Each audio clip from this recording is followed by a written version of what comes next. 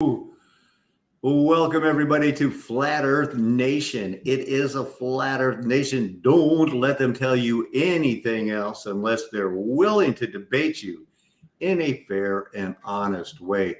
Thank you so much for waiting those last couple of minutes. I was just rechecking the weather in Arkansas and around the world. It's on, what do they call it? Donkey Kongville. They've had a number of tornadoes already. This is not a watch. This is a warning. A tornado has been sighted, and it's all over the Mississippi. Tommy and I had such a busy day, such a busy weekend, and it looks like it's shaping up to be a busy time. Been keeping an eye on the weather. He has a daughter and a granddaughter that live up there in Arkansas. They're safe. They're safe right now. Just give you a quick rundown here before I say hi again. Recognize that thumbnail?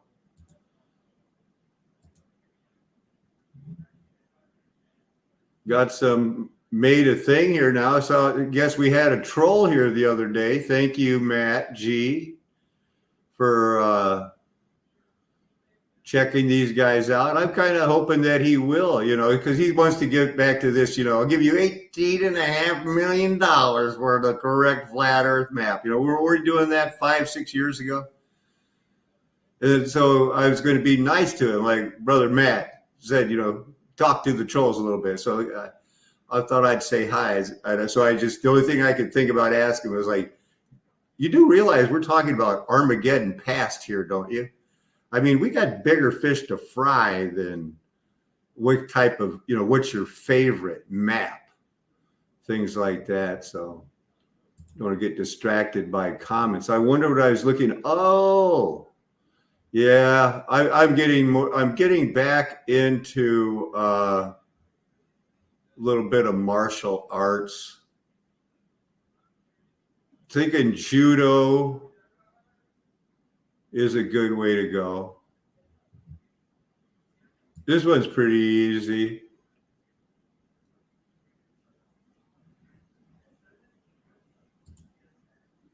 Slide through. Now, from there I'm going to cross my legs over. So, not that, swap my legs over, catch this one behind. Grab that ankle and pull it to your chest. I've got a bit of time. I'm going to grab my foot, pull it up tight, and hook it behind my leg. Tap out, you crazy man. Tap out. So here's this other guy doing Mudflood stuff now. Look at this. It never ceases to amaze me. You bring out a new thing like Mudflood was Armageddon, and look at all these canals and star forts and everything, and just make a couple of videos on something Sylvie Ianoa made from New Earth. And the next thing you know, you got people all over the world talking about, yeah, Armageddon is over. That's what Mudflood was. And then they say things like this. Hold on to your hat. What are you talking about here? Went over that last week. In short, the writers of Scripture were giving us an esoteric truth. You see, soon after the flood account, Shem disappears from the narrative. We don't see him again until a name change is given. Shem becoming Melchizedek is perhaps not so dissimilar from Enoch becoming the angel Metatron. And look at the views, man. The angel Metatron is like Enoch, and Shem is like Melchizedek. See, because they don't call him Melchizedek like everybody else. And they don't look at that, the Prince of Salem is addressed as Elohim. It was Jesus Christ in an incarnation, Yahweh in the flesh. School of Shem. We might save that one. Shangri-La. I know you guys were going like, what is that? Really, man? It's a type of martial arts, really. And don't laugh at me. You know, I'm thinking, for crying out loud, now that the Bible to me is all figured out and I know what I feel like I'm supposed to do, there's only one thing left, and that's, oh, get ready, man. Get ready to hit the hills, and you got to carry that backpack, man. Your lungs will be burning, your legs will be on fire. But you know what? It's not time to rest yet. I got to get myself in shape. I wanted to know if my stick work needs help. I need to know that if somebody attacks me, I can handle the situation without hurting them. For crying out loud. That's all I'm talking about. It's no big deal. It's just a form of yoga. I'm not going to be doing it. Anybody that thinks I'm going to be trying to push any yoga or anything non-Christian on any of you guys, man, wait until I get finished exposing pi before I start going completely mad. It's just that this Shanganu, it's just awesome. Let's look it up one more time. Say you wanted to look this up and then add geometry to it.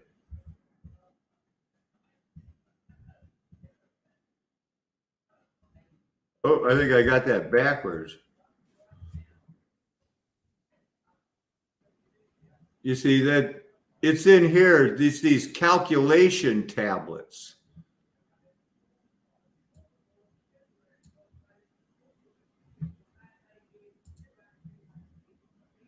That's what they're talking about.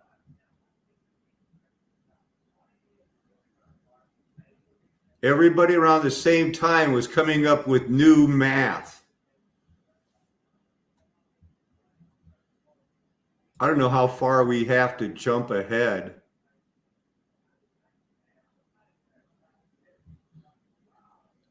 Matter of fact, sometimes it'd be easier if you just put in Japanese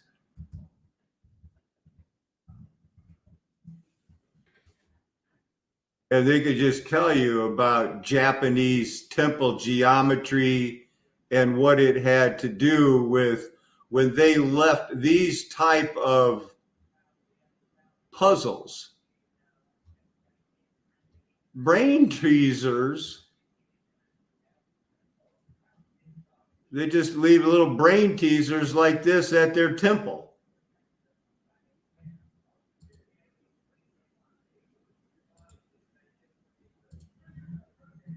The Japanese temple geometry problem from 1800.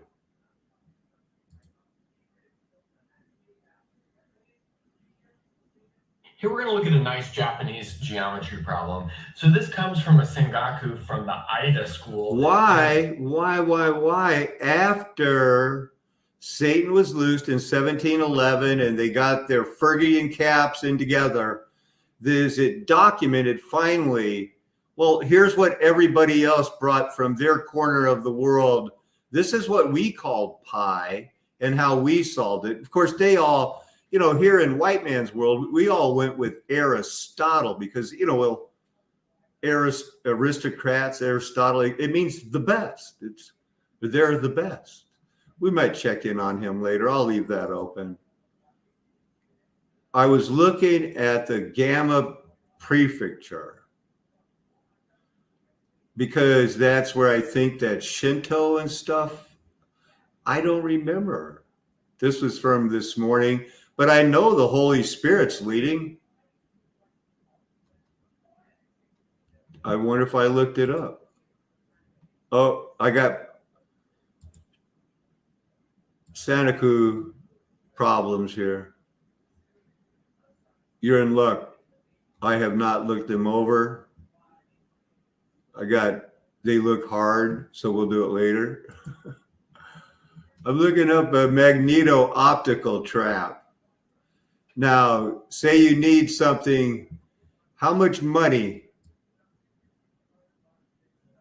Let's say if you were trying to fake quantum physics, quantum maths, and everything else, and you need to try to convince people to sell your book by Dan Brown angels and demons, that you really could produce antimatter, something that has never been produced in a lab or elsewhere, and there could be no bottle to contain it. They would have to hypothesize about a way that they could make it and then say they could make it. People would believe it because it's antimatter, and Einstein and all those people invented it, but it doesn't exist. So they come up with what we've been studying more and more, just because we study the Bible, and that's where the Lord leads, is these magnets. They think they can set it up so that they can trap it in a field where each they have protons and antiprotons trapping it in a magnetic bottle. And then you can even fill that magnetic bottle up, plug it, make it a vacuum. And don't get me started. When I found out, you'll never believe how glad I was that I never got invited to join their Greek societies and national honor clubs and crap, because I knew that they were a bunch of yoga boys. Magneto-optical tracks explain how you would do that with magnets, and claiming that there could be a cooled atom cloud. And yes, they even call this a vacuum chamber, shaded out to let you know that there exists no walls on this, because in their world, antimatter, of which is 95% of your world in their minds, if it touches any matter, it goes away along with the matter that it touches. So, they can trap it. It's all they want you to believe. And somehow this proves it. Mach cloud, having a Gaussian density distribution. So they trapped something, but, it couldn't contain. Now, look at this. Look, what am I searching here? What is that? It's very important to me, because I'm rolling in as I roll through here, I'm seeing almost every language. It's leading towards lithium batteries, and batteries are, like I showed last night, how they fought over that one press so they could forge metal because they ran out of trees with the Bessemer ore. Well, now they're going to need batteries, and lithium is what they're going to be doing. So this leads to this.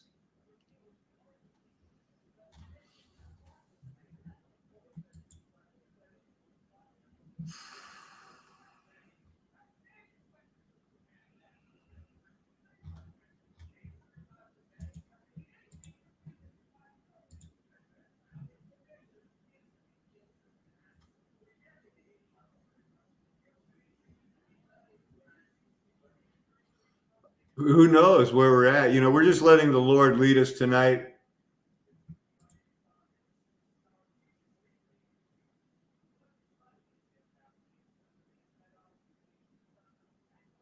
First time.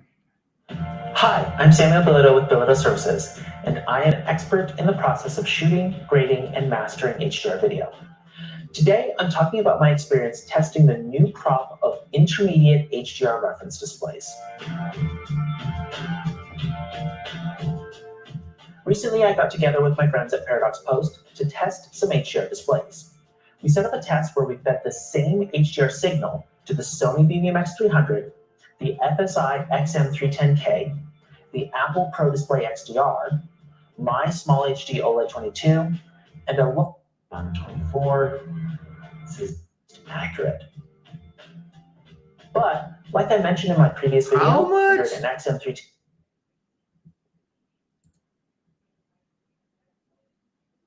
What? That seems like a lot. 10K were the most, though the Pro Display XDR size and fragility makes it a difficult display to move to set than the others. Well, I guess people care about that kind of stuff. I really was expecting something a little more cool.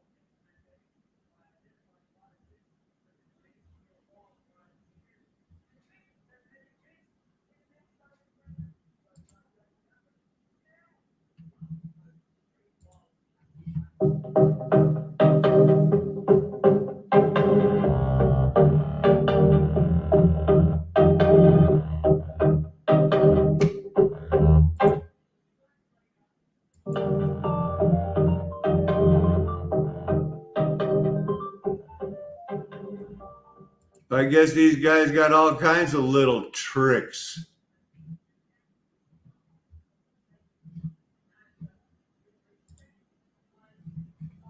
Let's see if there's anything under all, and we'll move on.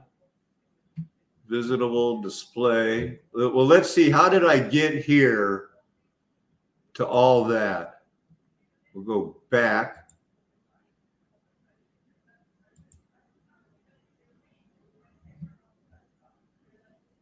Oh, it's not going to show me how I got here?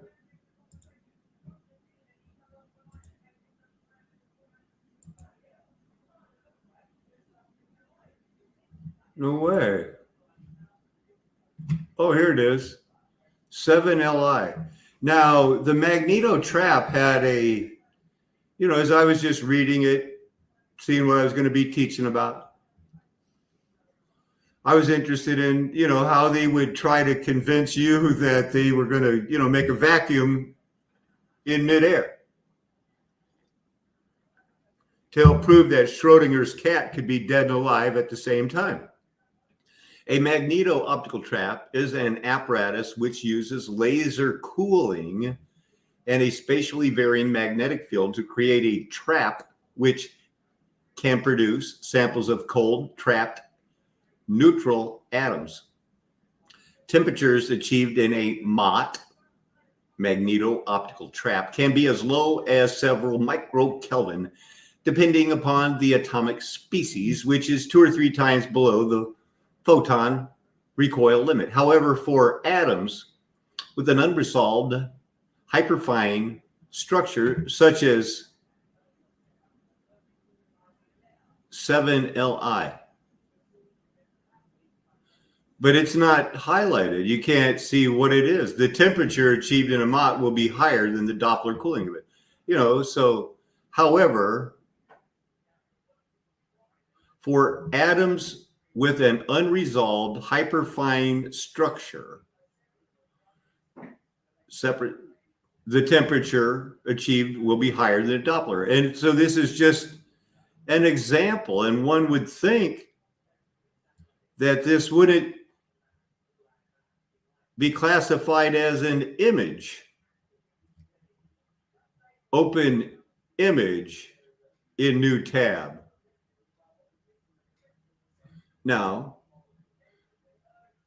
is this an image? No, it's not. They know I want to, you need to search for something. But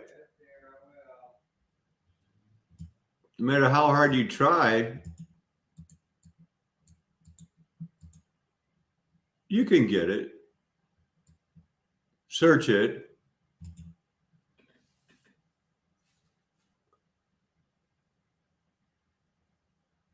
Search Bing for image is what I did. No results. Of course not.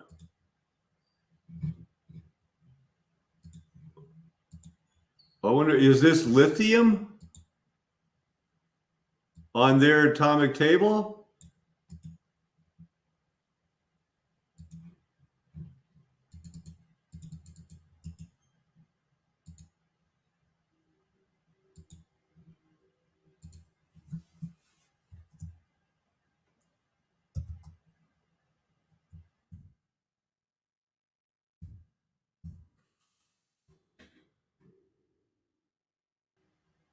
I'm not getting it. Did I type it wrong? I did. Doggone it. Come on.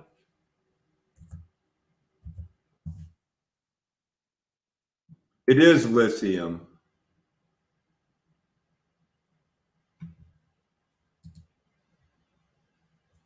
Lithium is the most important thing in the world to the people who want to make money and see oil going away because, well, it's poison.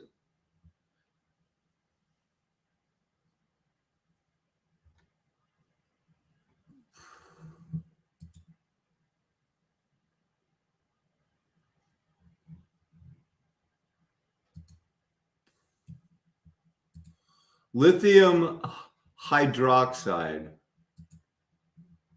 is an inorganic compound. It's created in a lab with the formula LiOH. It can exist as anhydrous or hydrated, and both forms are white hygroscopic solids. They are soluble in water and slightly soluble in ethanol. Both are available commercially. While classified as a strong base, lithium hydroxide is the weakest known alkali metal hydroxide.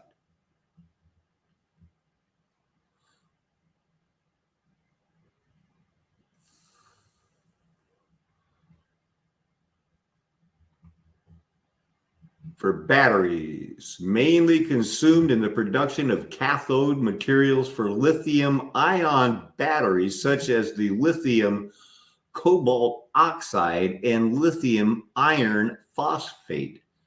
It is preferred over lithium carbonate. Well, that one looks so strong. Poor little lithium carbonate. Where's your history on this? When was it first recognized?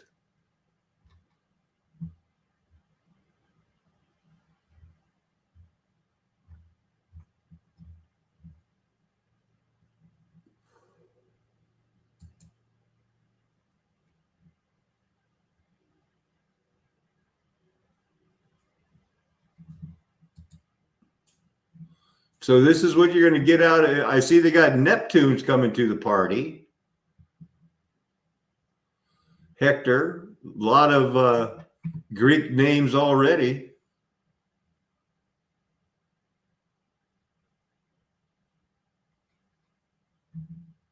Jade. They used to eat jade back in the day. This is a Jadar Valley. Jadarite contains lithium and boron, both relatively rare, industrially important elements. So there's going to be right now the mad race is going to be towards electric batteries. That seems to be no stopping it. Kryptonite, how did that get in a Wikipedia article? We know there's no kryptonite. It says jadarite's chemical formula is similar but not identical to the formula sodium, lithium, boron, silicate hydroxide with fluorine, invented for the fictional substance kryptonite in the 2006 film Superman Returns. I missed that. Tommy, did you see it? Nope. We cannot comment on this movie, but it was probably stupid. I commented anyway. So lithium, go out there and, save some for bartering. Let's see what else we're going to be covering tonight. We got that. First fit decreasing bin packing is an algorithm for bin packing. Its input is a list of items of different sizing. Its output is a packing. Now, these algorithms order the item from largest to smallest, and they're doing this not just for FedEx and not just for any of the other companies. What is there? There's FedEx, and then the other one, the non-union one, that's pretty good. So they're all doing this, and I think they're doing it. They're studying these algorithms because They're going to be putting them in your body. They are trying to keep you a slave, even though your spirit is awakening. Now, streaming algorithms, dynamic algorithms, all I can say is that it seems like everything is in play. Everything is in play. Is everybody going to think they had? I was right. I knew it was the RFID chips as radar, infrared chips. They're bad. Well, it right now. The storm is here, and it's all bad. And listening to the news today, I'm like, hold on, boys, and just stay focused on November 2022 when we sweep to the White House. And if not, should I keep going? Because I still got a lot of tabs. I'll hit a few more. Ambigram is a calligraphic design that has several interpretations as it is written. Here's one right here. You give you an idea of it, right? Kind of looks the same when you flip it. You know who likes that? The Illuminati. Yeah, that's right. They're part of it too, just like your RFID chips, those Jesuits. Hip deep. The very famous Sator Square.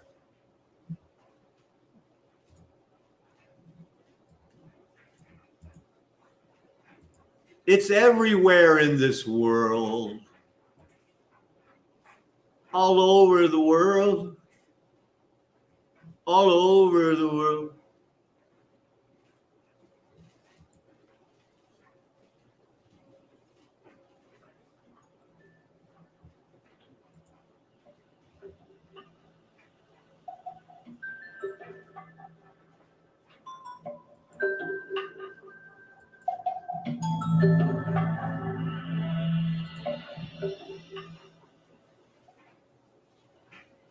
Hello, it's Jenna here again, and as promised, here's my work on the Sator Square. I'm going to be doing this in a couple of parts. First part is going to be your basic translation as normal. And then the second part, I'm going to tell you what I actually found. It's very cool. Anyway, those of you who are familiar with the way I do things, I have my Pythagorean, Chaldean, Gematria, and numbers all set up in the way I do things. If you're not familiar with it, please do check out my introduction video. Okay. Once again, you know I'm not a big gematria boy, but let the spirit lead. It's where it's leading. Okay, so anyway, since Sator Rotas is the same, I only did it once and doubled it to see what the two of them did together. Same with the repo. Tenet, of course, is by itself. And I used also tarot because tarot here and here are referenced on one set website as being root words for tarot, like the tarot cards, and also Torah, plural. So I thought I would include it there. It's always nice to have an extra pattern to go by. So basically, I did the math, and each on their own, and of course, we got some matches. A repo, who, when I looked up the translation, they're looking at it as a proper name because. Well, I think you need more of a background, really, on what the Sator Square is, the magic square.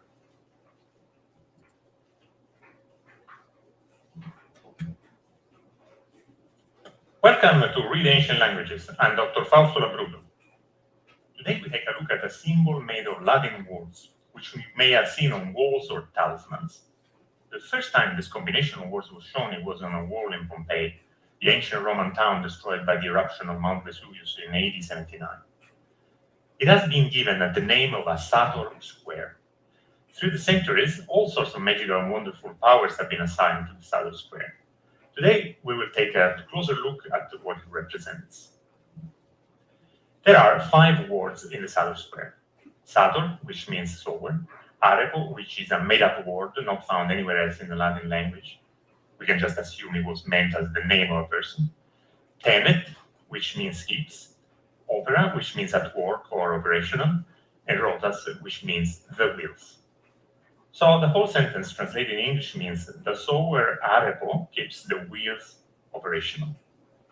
What is interesting about the seemingly meaningless sentence is that it is a palindrome. A palindrome is a sentence which reads the same from left to right as from right to left. Here we see from left to right as from right to left.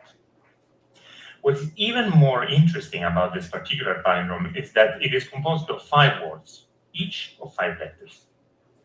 This means that we can arrange the 5 words in a perfect square.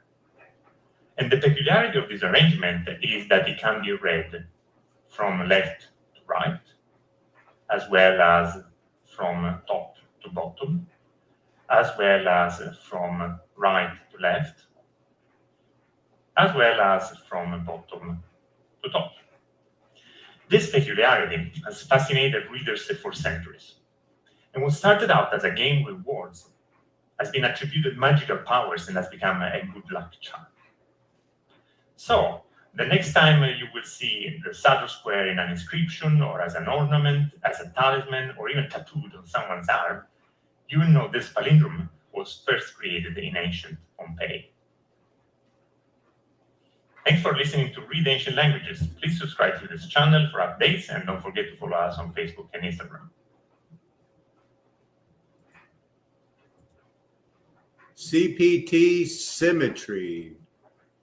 Once again, we're just popping along here to see what the Lord leads us to talk about.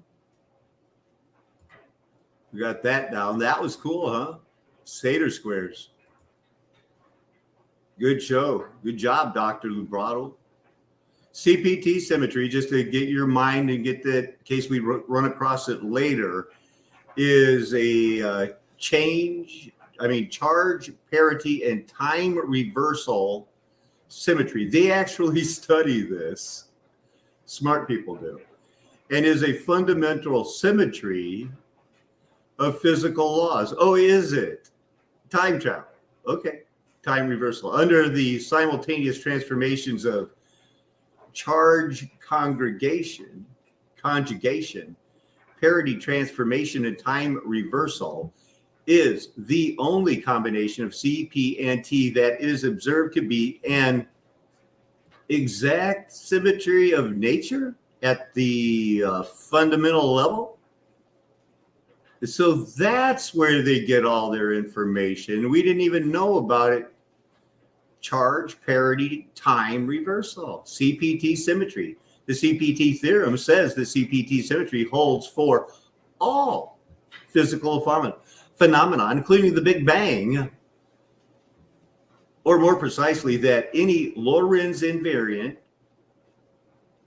local quantum field theory, there's another one of your invisible fields that you can make a magnetic field. You don't need a jar, just pour your antimatter in here.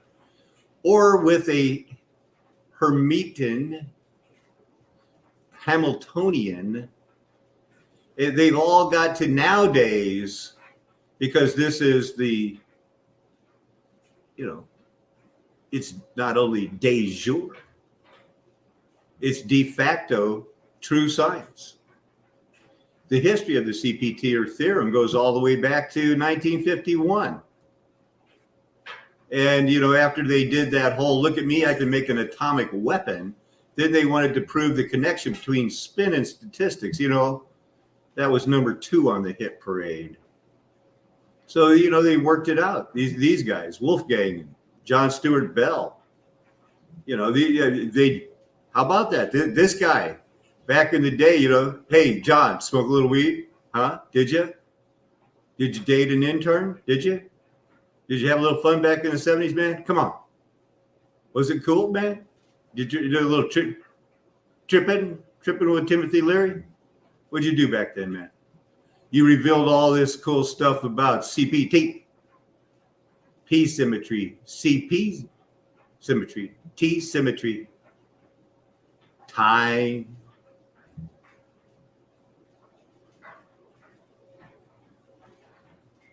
The theory is Lorentz invariant.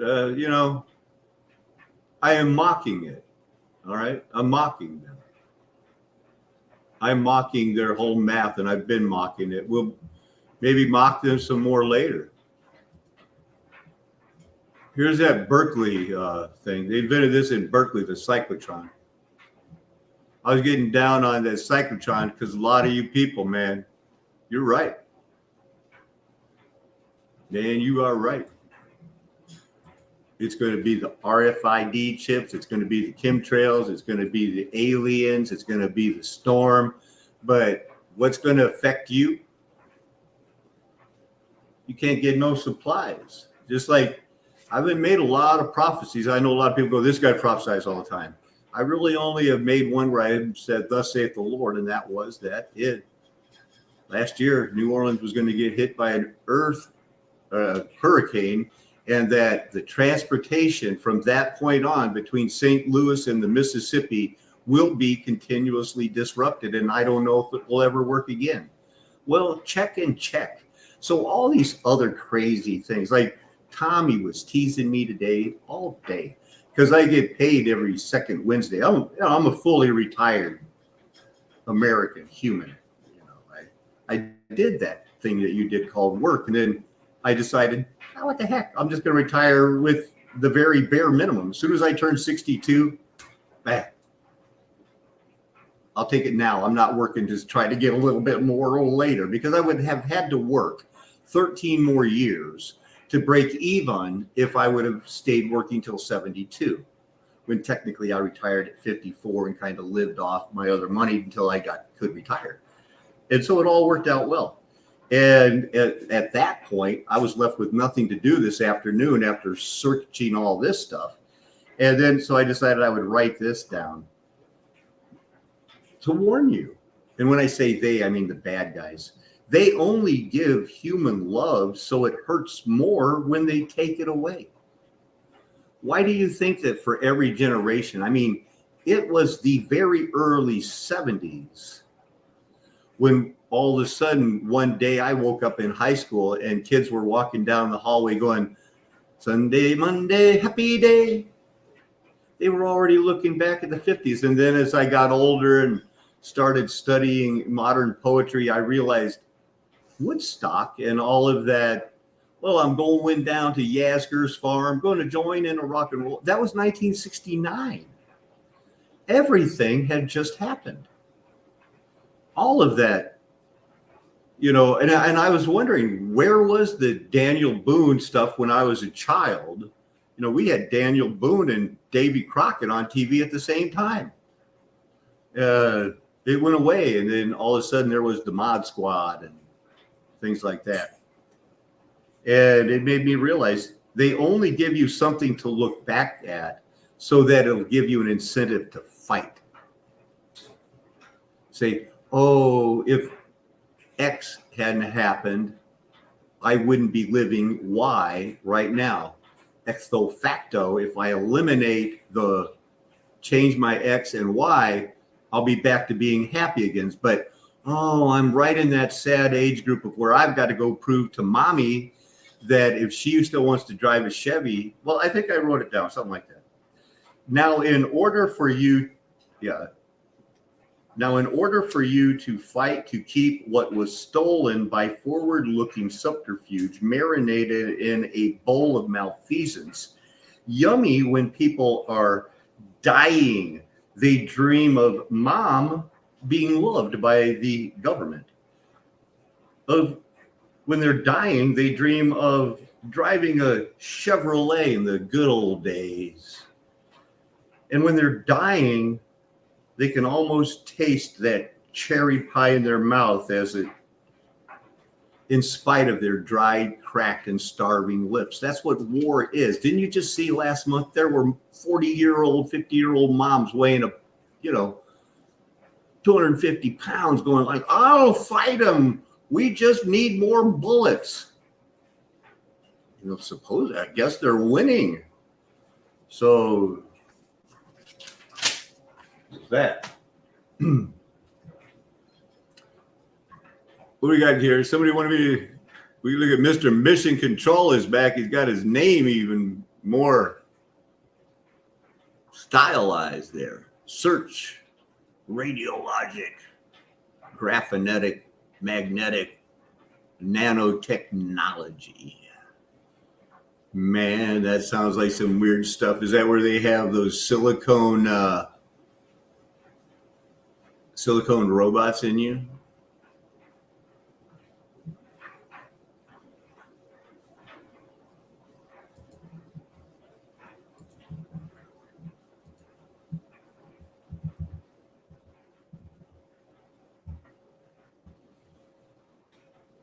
Oh, how about no?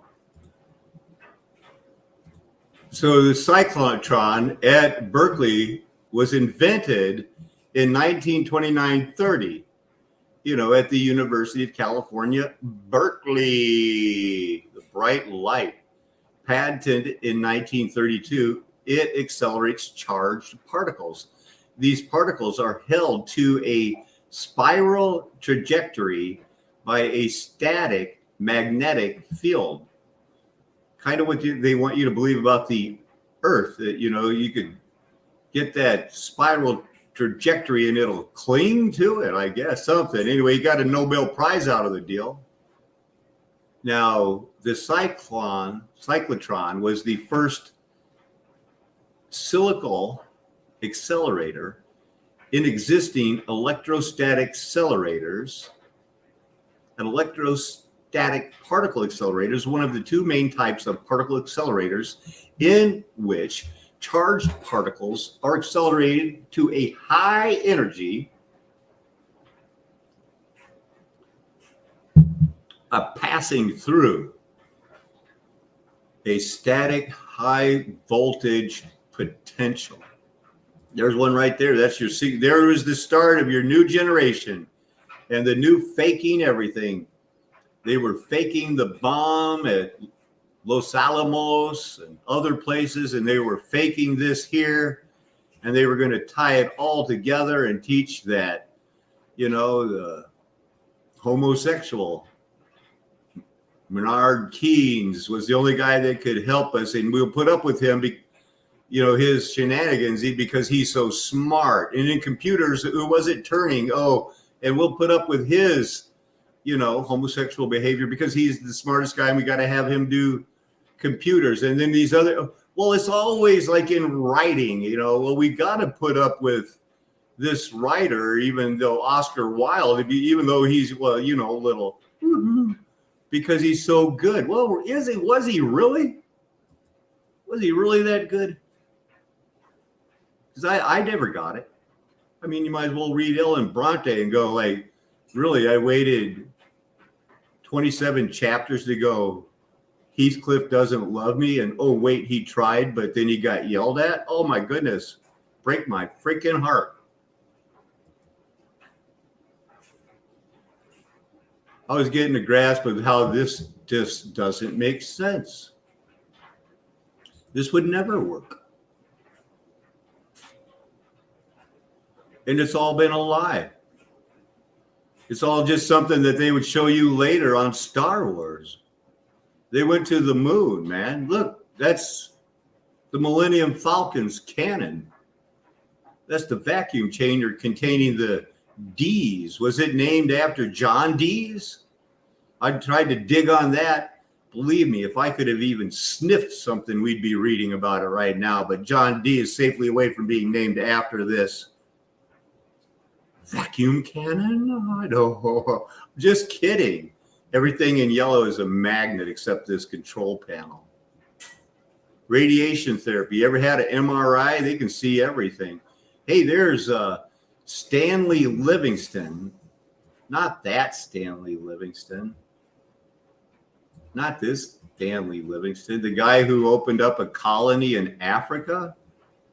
Oh, not the American actor. Wait a minute.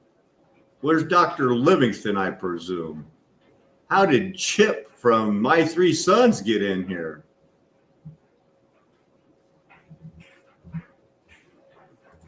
What fun. This is all free too.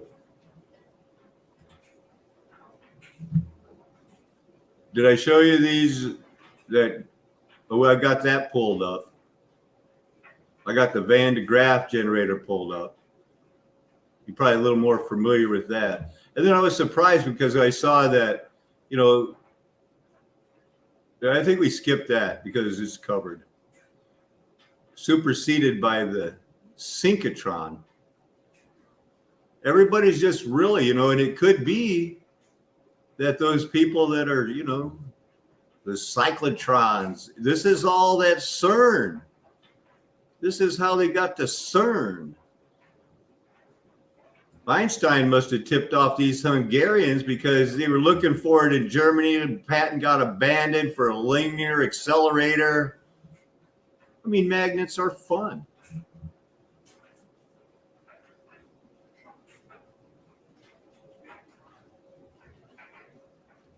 What else did we have? We might look at these later.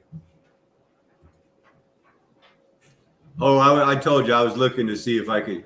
Let's see. Let's try one more thing.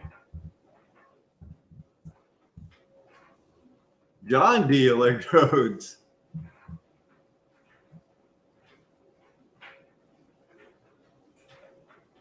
There's some ritual mind control in the UFO phenomenon. Look at that. His scryer, you know, I think, you know what, they say that because that's one of the things they use for their magic. But in real, he wasn't his scryer. That's something they used for their magic. He was his homosexual lover. And they used a scryer. Or maybe Edward Kelly used it and then John D. wrote it down. Humans opt to brave electric shock to satisfy their, from the very prestigious Nature magazine, humans opt to brave electric shock to satisfy their curiosity. Some participants accept a risk of a sharp jolt as the price of learning unimportant information.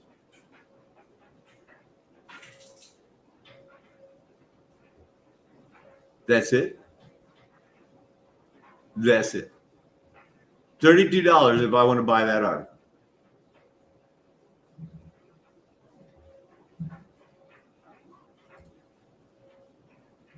Hey, stay with me now on this one. This one you might have to, you know, this is not one of the ones that is going to be like slam dunk, but it is kind of cool. And use your imagination a little bit because we're going to be looking at 1877 first. So, established in Massachusetts. You know, and here's all the years. 1877. This is a lot. It says 27 pages.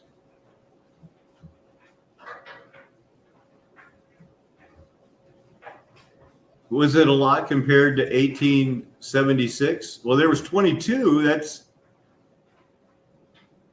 so the years surrounding this.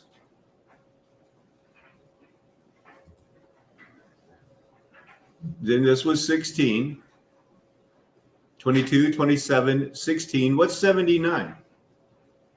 18. So at this time in history, they were in the middle of a building craze. Only 12 here. 16, 21. But the same year, Thayer Academy, this is where that guy went to school, the cyclotron, I believe. And I looked that up. I believe I have that pulled up. Just the town's only surviving 1800 schoolhouse. A baseball team. Another house, a cricket club in Massachusetts, but it's a tennis club now. I'll bet that's huge. And then there was this.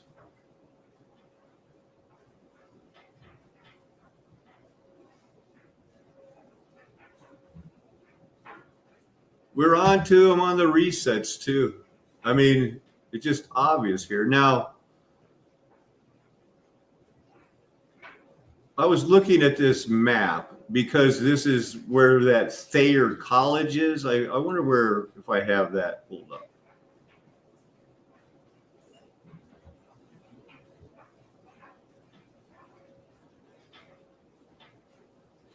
You know what I'm going to do? 1 second here.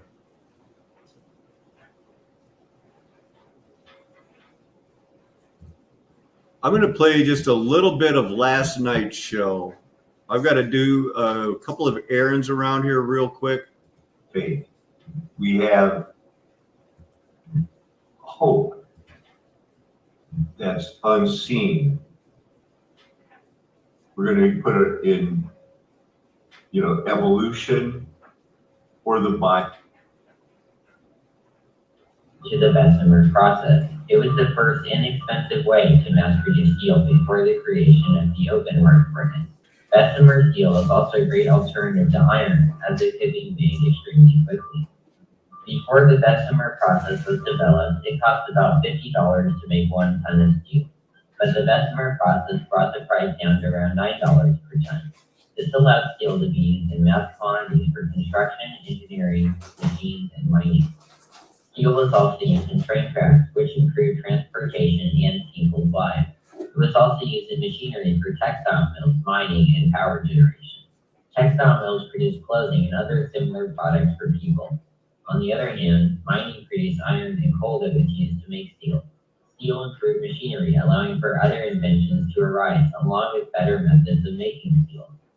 The invention of Bessemer steel also affected people indirectly. Steel factory work gave thousands of people jobs, as well as caused new cities to develop around the factories. Because of the Bessemer process, steel became widely used and is now one of the most important materials we have today. Steel is essential to the world's industrial economy. Steel is also relatively light, yet extremely strong and durable, giving it loads of applications. Because of this, steel's main use today is for construction, specifically skyscrapers, stadiums, and many other types of buildings. As you have seen, the Bessemer process paved the way to the implementation and mass production of modern-day steel. Without Henry Bessemer and his inverter, it would be hard to see the world as it is today.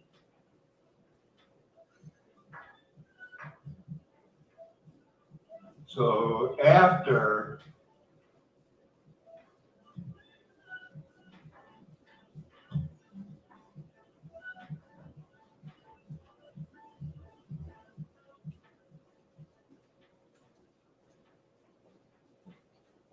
What is going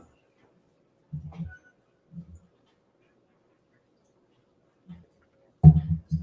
Hold on. This is why we fight.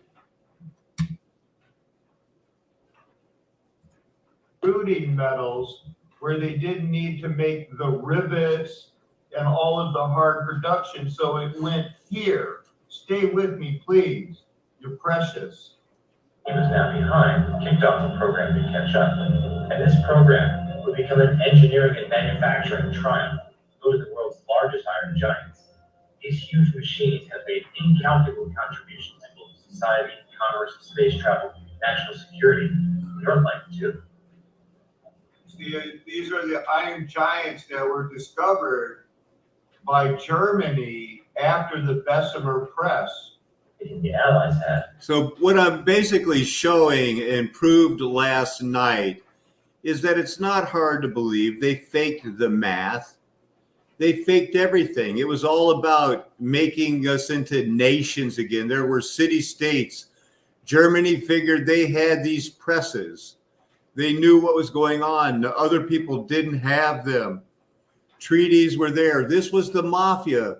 the race to Berlin, the reason that Patton was so much wanted to beat the Russians is because they were going to get whoever got there first, the mafia was going to say, you get the biggest one, and whoever gets second gets the next two. It proves that the Nazis merged with the United States. It was all fake, all to get new types of metal. These parts were during World War II, when the Allies examined shot down German planes, they noticed something disturbing. The planes contained parts which were far more advanced than anything the Allies had. These parts were huge forgings, basically large pieces of metal which had been squeezed under tremendous pressure and pressed sort of like a gigantic waffle iron. These large forgings were stronger, lighter, and took far, far less time to produce than the methods the Allies were using, which partially explained how the Germans were making so many planes which performed so well. The Germans could quickly stamp out these huge, complex forgings, but the US would have to make many parts, consuming hundreds of hours of personnel and machining time, and they still would not be as light or stiff. After World War II, America brought back 3 large German presses as war reparations, a 5,000 and 2 15,000-ton presses. But the Russians made off with the biggest and best one, a 30. So now you know. You see that the Russians, it was twice as big. And what we're supposed to believe is that World War II lasted 3.5 years. And in that time, all of this was developed, even UFOs and Schauberger and everything else. And it works perfectly with the atomic weapons that the United States saved. And we did all of this for the United States perspective, December 7th, which to me might as well be 1942 until the summer of 45. That's just everything in the world. How many movies the movies stacked end to end about World War II would be 100 times longer than the actual war. It was, I mean, you hear about the 100 Years' War, the 30 Years' War, but in reality, haven't we been doing this since World War I? And they signed an armistice.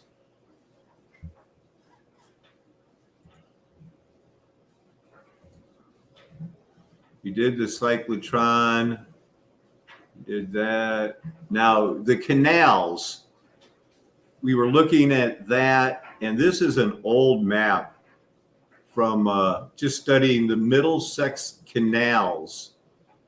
And this map is everywhere. You're probably going to end up seeing it now all the time. But this is a canal. And I started here looking at the Reading railroads and things in Boston. And then I noticed this different colored section, the canal, Middlesex. And from the 1850s, a pretty good map, 1852. Very detailed, looks like a very well-ordered steampunk type civilization. Look at, can you imagine that zoomed in on that? Those are some pretty packed city blocks.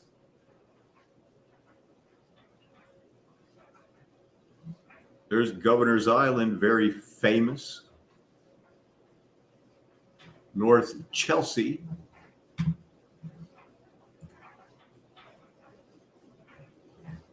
This is from Reading, Massachusetts. That's one of the towns I was studying on the map, looking for that canal.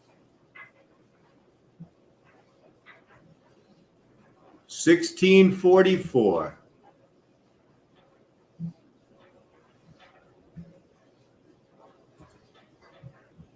Oh, here's that Walton generator. We got to catch up on this now just so you can get the idea. I mean, look at these things, man. They really were trying, weren't they?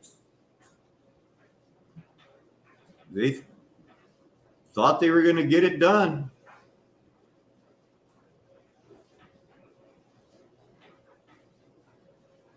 Or did they get it done? Because it looks like whatever they made it to do, it doesn't look like they were making it to mess around. It was going to do something. Fool all the people all the time. Look at us modern people. Doesn't hurt to get your little advertising in there. Centercell.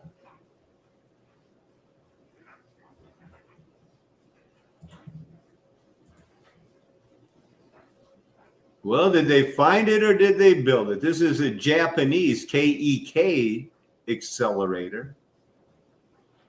Particle source is on the left. Everybody wanted to try to do something. They thought they had something. So they all chased it. And they were surprised, going like, what, you didn't really split the atom? How are we going to fake space? Well, you're just going to fake it.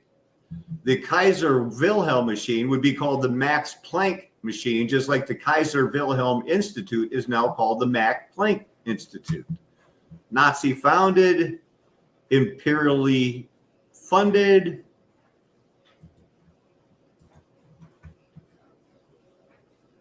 I don't want to look at that no more. Now, what is this? This is another one of those places where the Nazis studied the research and development for all their weapons. I just thought you'd like to see it's a big old square Mudflood looking thing. Clean it up, put a statue in the front.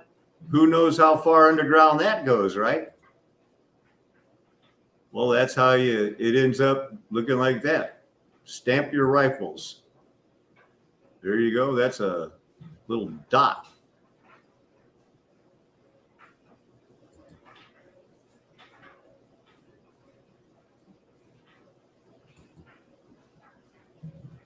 Stubborn little thing.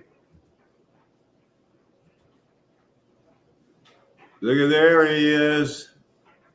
I got a medal for that.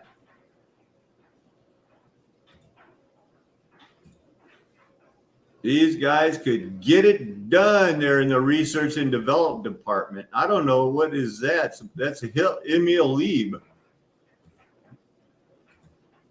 Very famous men merged with the United States and helped put a fake man on the moon. Here's the Middlesex Canal.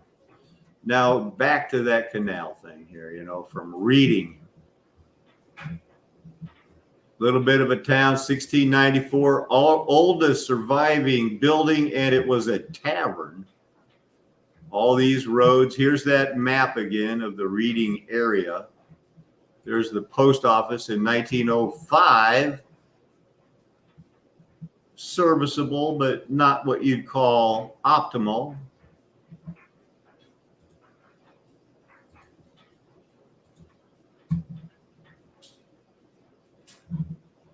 See how we got here.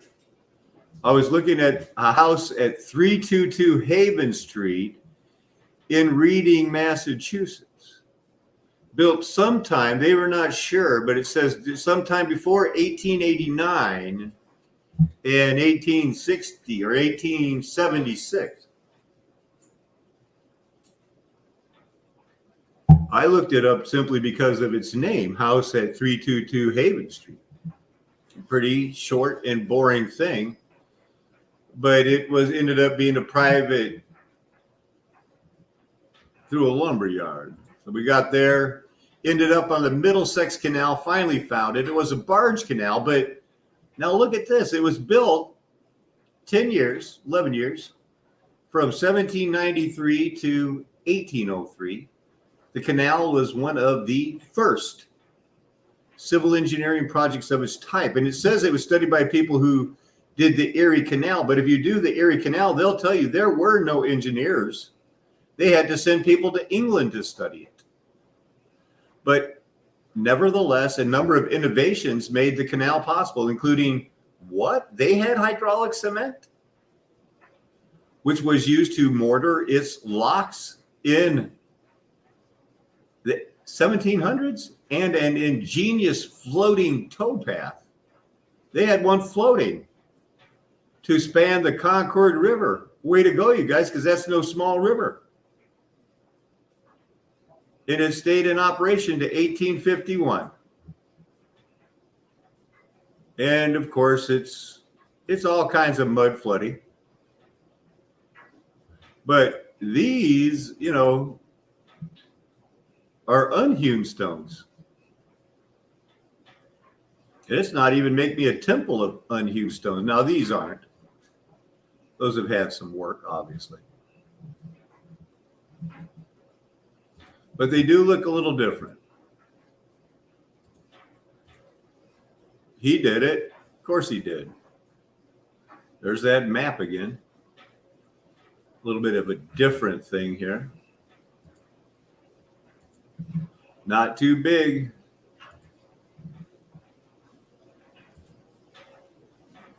There's a segment of the canal. That's all that's left is an overgrown, dried out remnant. There's a walkable section of it. Now there's an old wall. Redressed, cleaned up. Very interesting stuff. All kinds of locks. Champlain lock. Oneida from the Sex Fiends silverware cult utopia paradise, the Oneidas. That's what they were all about.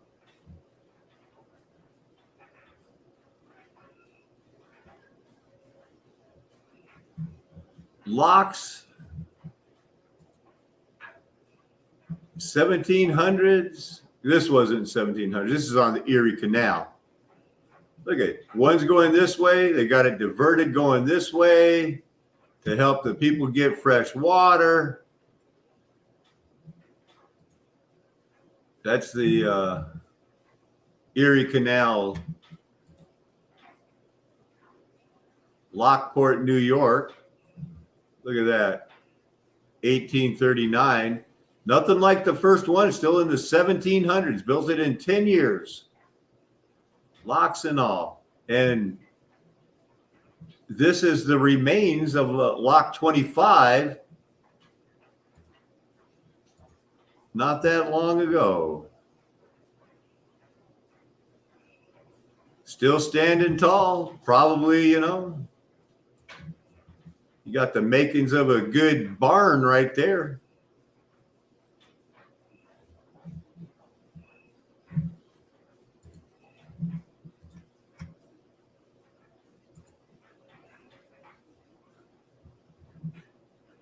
Look at that. That's the lock wall of Lock 28. They built this in the 1700s, everybody. Welcome to the rest of your life.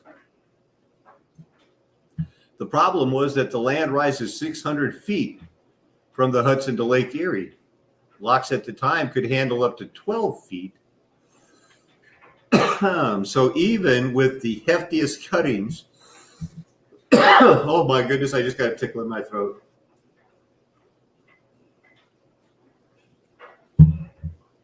So this is all websites from the Canal Age. The Canal Age is a term of art, jargon, used by historians of science, technology, and industry. Two good examples were funded by a private enterprise.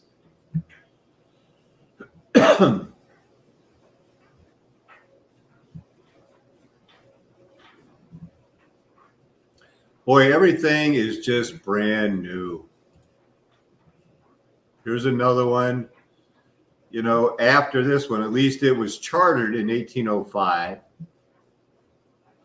And they make you think that, you know, the Erie Canal, but boy, they just can't. I don't know how they're doing it, but this is some pictures of the Pawtucket lower canals on the Middlesex County, Massachusetts.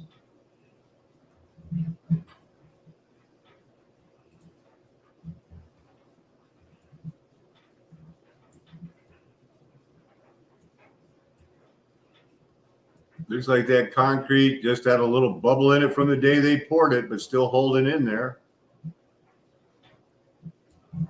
Rock walls. When you know you're right, do you need to be validated by the people that don't like you to say, I want to say I told you so without saying I've told you so. So would you just please admit I was right and I'm not stupid? They'll never do it. They're not going to do it. It's not in them. You think they love you, but they don't really know what love is. What happened here?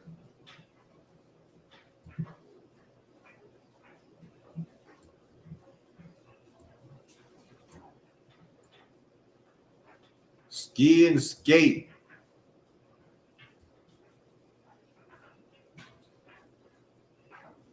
Made in the USA.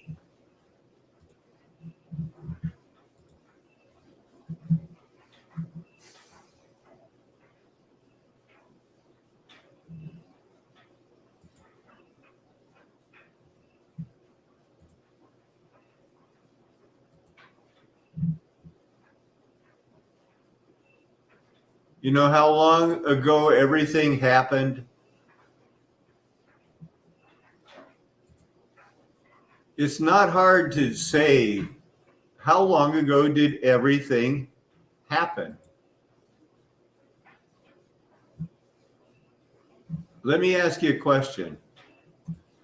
How many times can a tree grow through the concrete and not leave a mark? It's already starting to push this out. It would take a tree growing about this long to break it. Now, you can see the crack is coming because you can't stop a tree. Now, how many hundreds of years, and I'm asking you because I want you to visualize the Cambodian Angkor Wat and the trees growing out of the walls there, and they're telling you that's 600 years old. And it's the first group of trees growing out of it. Just like this is the first group of trees. How long ago did it happen? How long would once people stop using this lock for a maverick tree to sprout up and grow this big? You're looking at a good guess on your reset.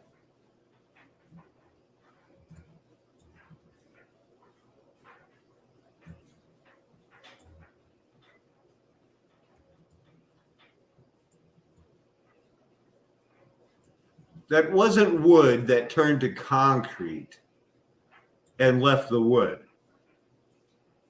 It's not wood that turned to concrete. My good friend Wise Up, we're going to have to continue to agree to disagree.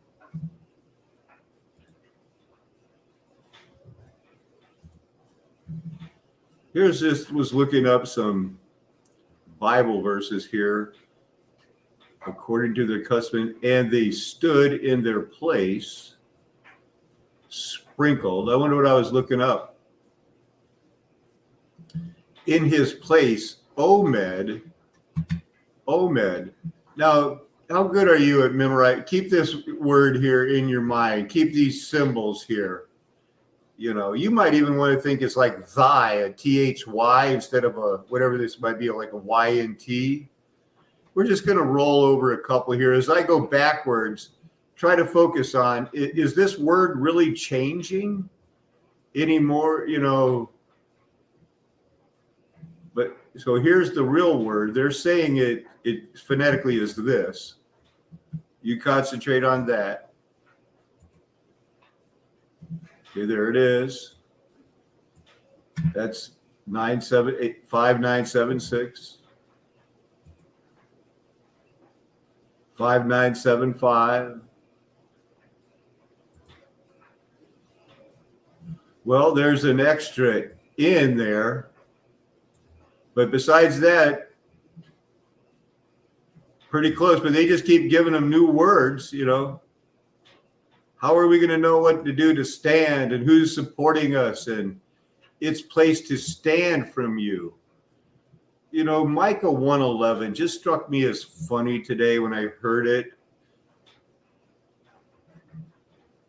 Pass on your way, inhabitants of Shaphir, in nakedness and shame, the inhabitants of Zanan do not come out. The lamentation of Beth Ezel shall take away from you its standing place.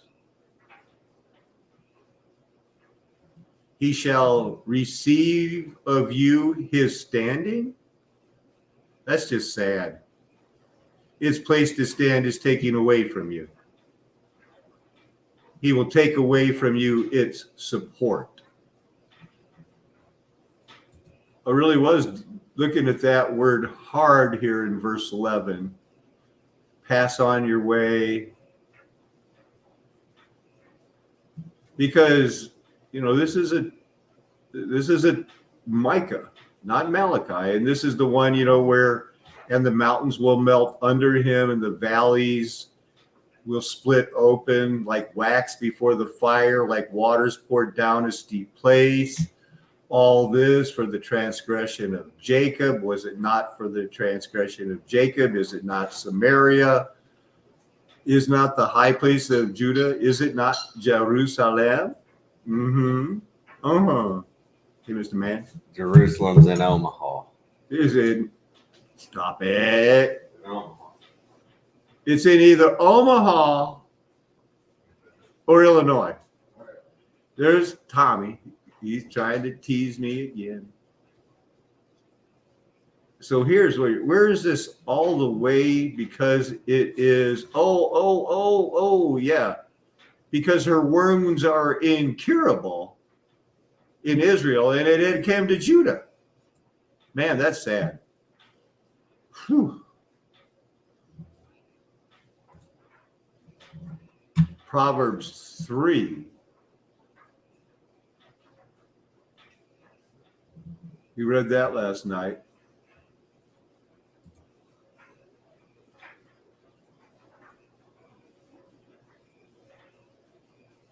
No new. I was looking at this cohesion last night. It was so good. To fasten, to lay hold on. When he had lit a candle, having lit, God kindles our fire.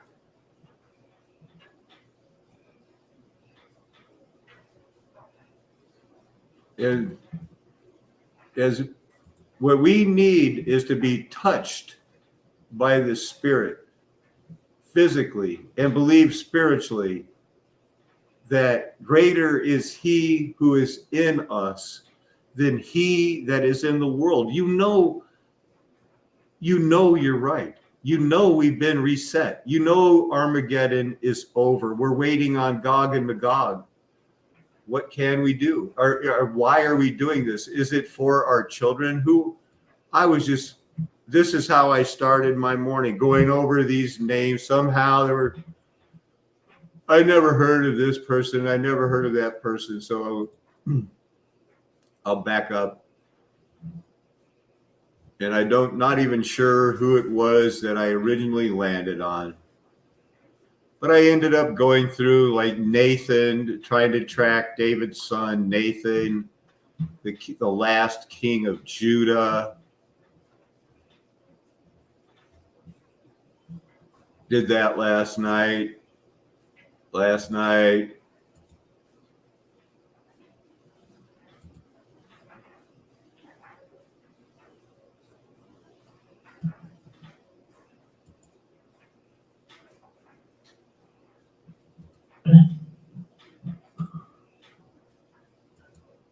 And all the way up to the very top now, close this one so you can keep the water in there.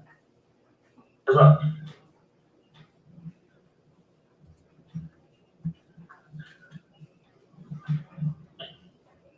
I got bubbles.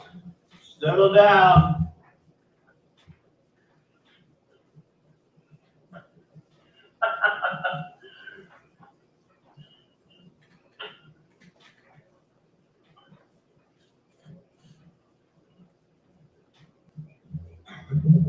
They got boiling water.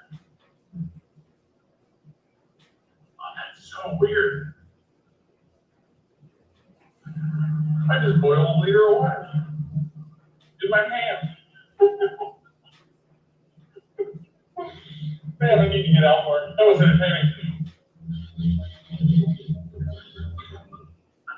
It's steam that's basically just the temperature of air, but it's all water vapor. So the other thing about this that's pretty weird is that if you leave the bottle up top and just give water time to boil, it will only boil until it reaches this green arrow.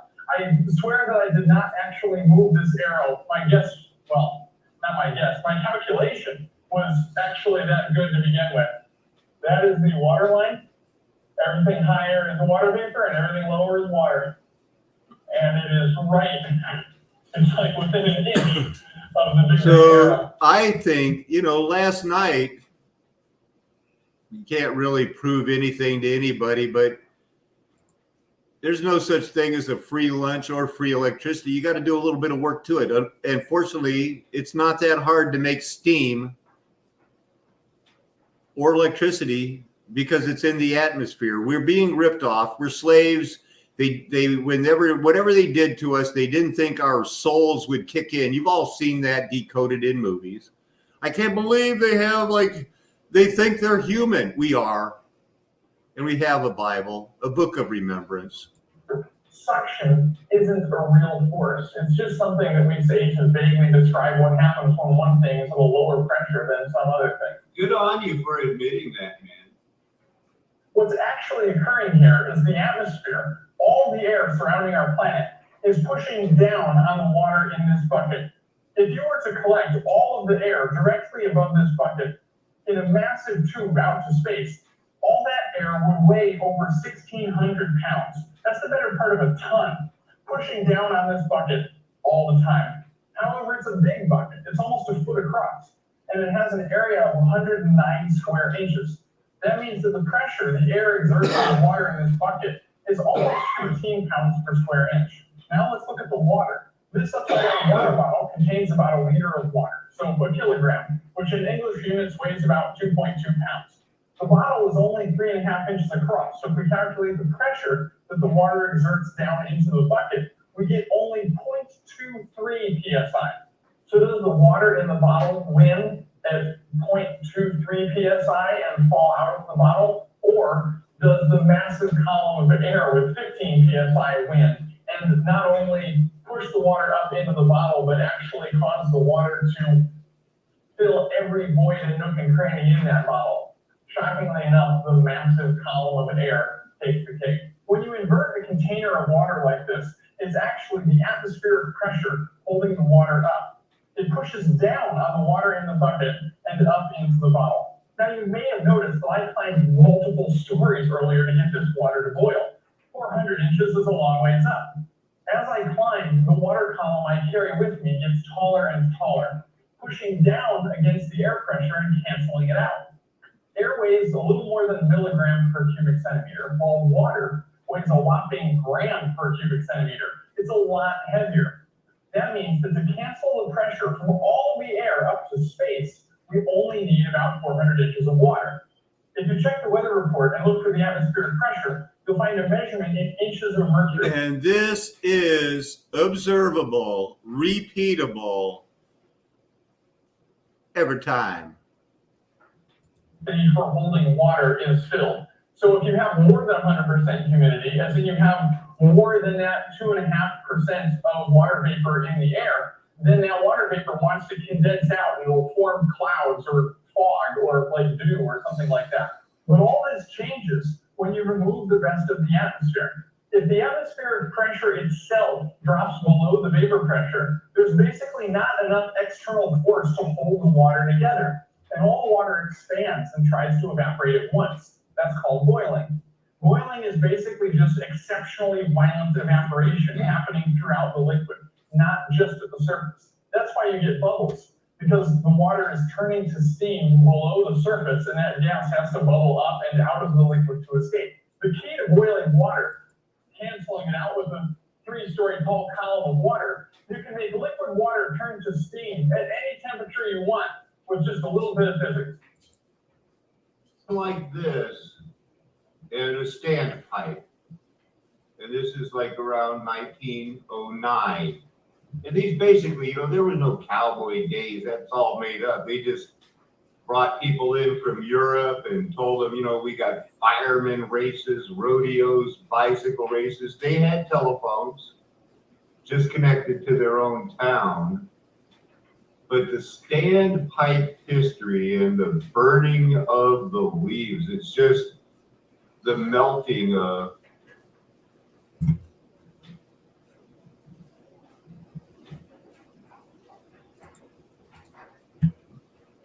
Hey, guys, those guys are, my bucket's empty. I want some more water, and this is the stuff. But Hey, wait, buddy, who's stoned here, me or you? I think you are. What are you talking about? this one can get water there. It's locally surrounded by water. A little bit of water will go there, but by osmotic pressure. Now, another theory is that osmotic pressure at the base could actually push the water all the way up the tree if the solute concentration is different enough between the water and the surrounding soil. What they're describing now, and the reason that we need to go back over it, is because what they just proved by taking that bottle from the 5-gallon bucket up to the 33 feet is that the suction stops there and it starts to boil. How then do trees pull it? Sequoias were up to, some were 450 feet tall. So how do they get it up there without boiling? The geniuses that brought you antimatter, which makes up 95% of the universe, but nobody's ever seen it, and the magic math that could split the atom all within 10 years. At the same time, we're working on how do trees get up there? And still to this day, how do waters get trees so far up there and we can't do it? Zip it good. The water would actually want to push into the root in order to equalize the solute concentration. I was thinking that osmotic would be more like ozone or something. Who else would have thought that would have been spelled with a G? I still, or a Z as opposed to an S, that still is confusing to me. In a positive pressure, which would push the water up the tree. And this hypothesis led me to being challenged to blow water up a tube. Now the water, as you can see, is very fancy color. They got the people out there, they got the whole Patreon armies, man, paying for their watches, shoes, and paper and graphs to, be wrong. That's the stupidest idea ever. Yeah! You just proved nothing. Now, my ability to blow water up that tube was impressive, but I don't really think that a tree would be able to so much osmotic pressure. No, you spend your Patreons with a lot of time at the gym, and you can cause more atmospheric pressure in your lungs than that too. Congratulations, blow it up another 20 feet, Arnold Schwarzenegger wannabe. That they could push the water up 100 meters. Well, some people may be wondering why we haven't talked about capillary action yet.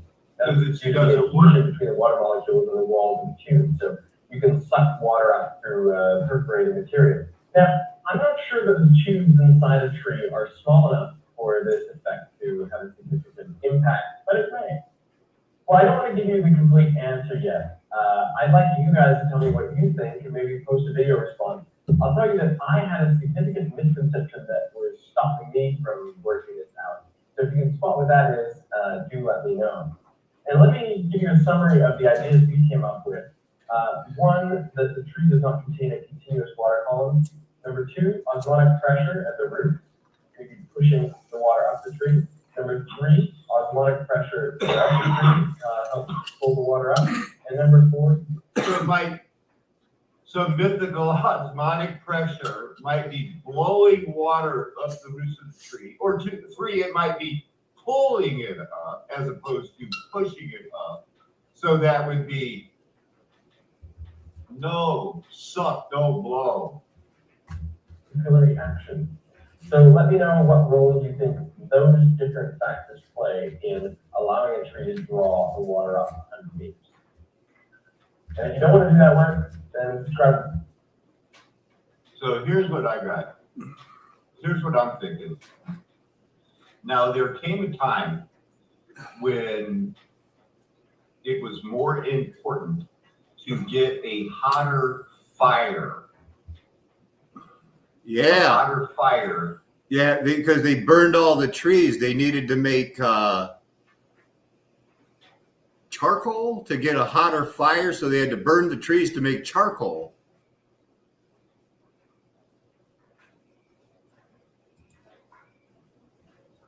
It was also used to heat up furnaces for steel manufacture.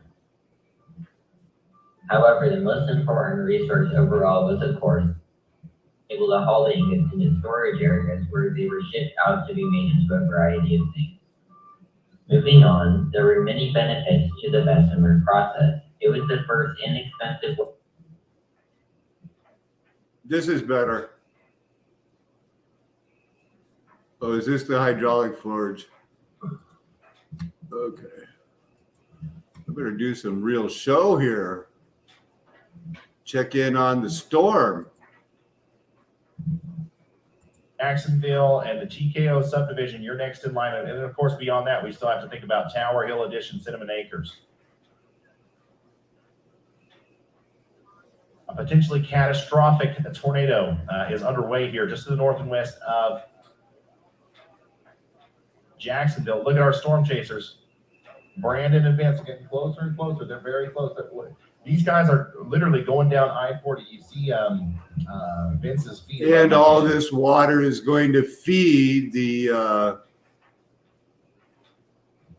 Mississippi River.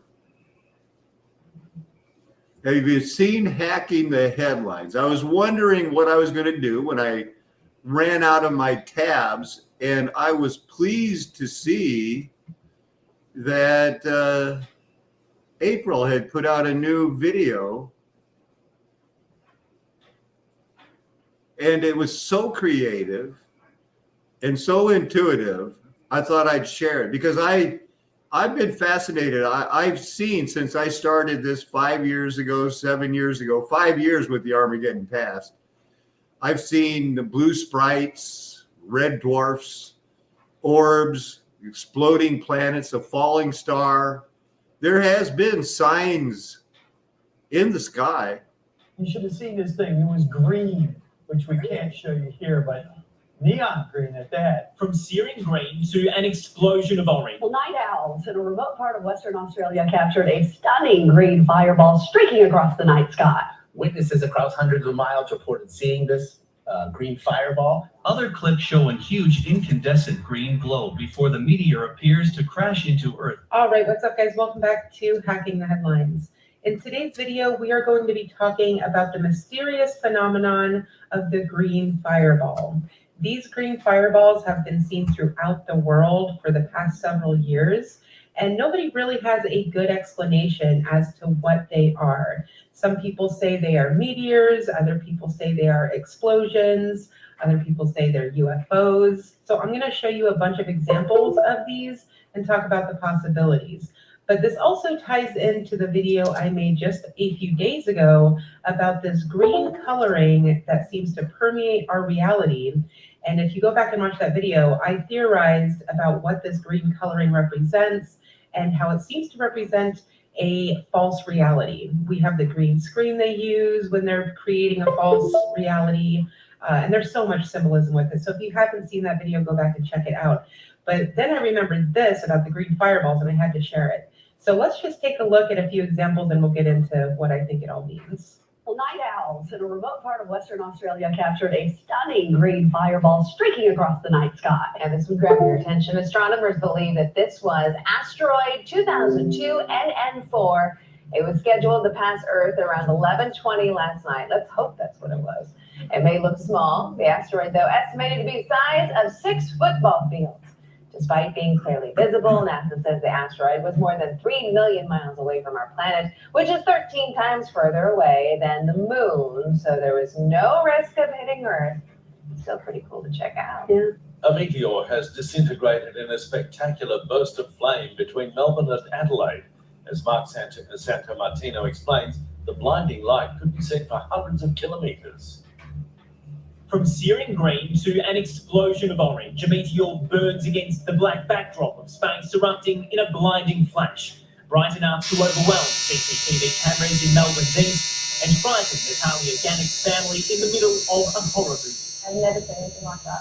I didn't even know what it was, for sure. I was a bit scared as well. The 11 p.m. light show was seen to the west of drivers near Geelong and to the east of those in Adelaide, falling toward the waters of the Bass Strait. It definitely caught me by surprise, and I was just stunned. It was a huge fireball. It looked like it was spinning, and it was very bright. It was about the size of maybe 3 full moons. Astronomers have ruled out any connection to the tail of Halley's Comet, which was responsible for meteor showers around the world earlier this month. I mean, check this out. We bury the lead here at CBSN. This is dash cam video showing a streak of light, and I'm doing quote marks with my fingers, over Southern California skies Tuesday night. Witnesses across hundreds of miles reported seeing this green fireball. U.S. Strategic Command says it was likely not human-made. The bright object does not appear to be among the satellites it tracks. 1 + 1 + 1 equals aliens. I'm just saying. I mean, what is this doing in the C block? I am now conscientiously objecting to my own show. I want my all-star panel weighing in on this. Aliens, yes or no, folks? Let's go. Let's get to this. That's we'll have any news as it develops from this. Holy! Whoa! Holy! No! What the meteor, boy?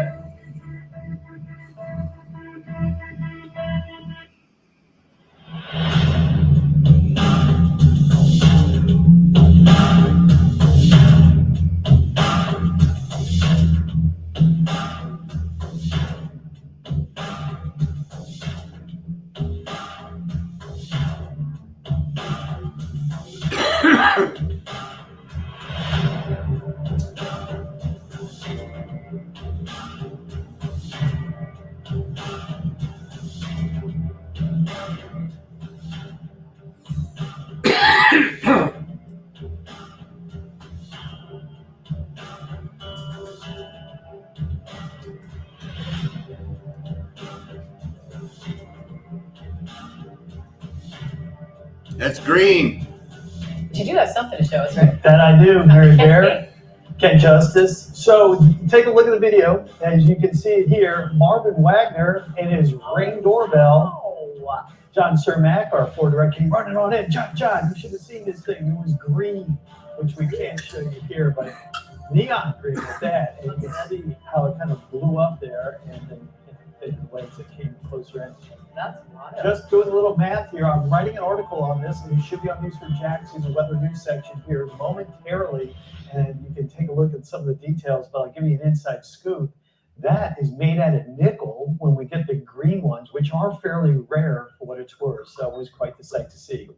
This isn't normally what I post on my channel, but tonight I was out on my way home and I saw something pretty crazy. Luckily, my dash cam caught it, so I'll let you watch right here.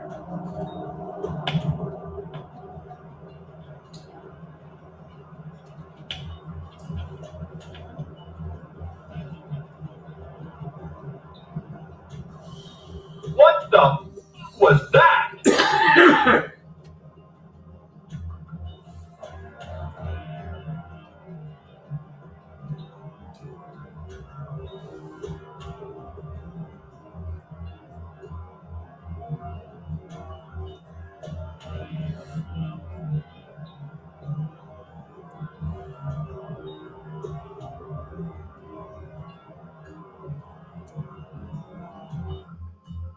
This image here shows satellite imagery of probably where it came into the atmosphere.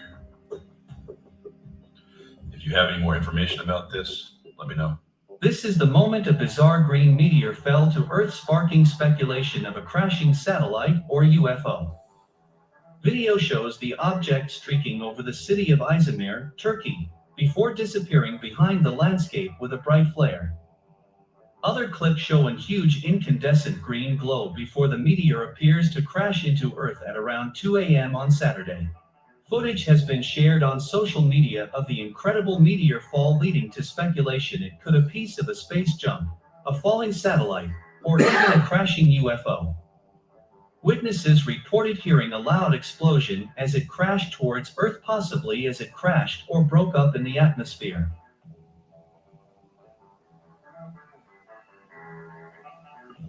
Okay, so those are just a few examples of these green fireballs. There are so many videos out there, it's overwhelming. I just kind of had to pick and choose the best ones to share in this video, so it didn't get too long. But they definitely exist, they're definitely happening. People have caught them on their home security cameras, on their dash cams, etc. So we know they exist. Now the only question is, what are they? And why do they seem to be happening exponentially in just the past few years? But I did have one last clip I wanted to show you, because it's not a green fireball necessarily, but it's this green looking portal thing that is opening up in the sky during a thunderstorm in Australia. Now, I could not find other clips to verify that this was real. It was reported by other people that they did see it as well. I mean, the video looks pretty real to me, but you can make up your own mind on that. Just go ahead and take a look. It's really weird.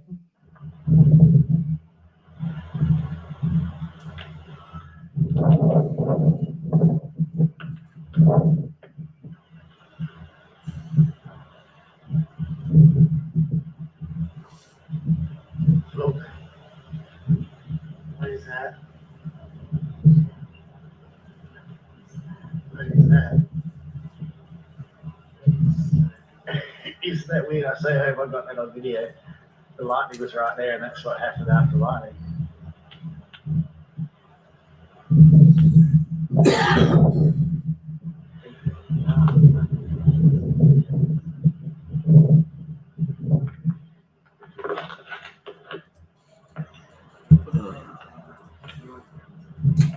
What's up with the green?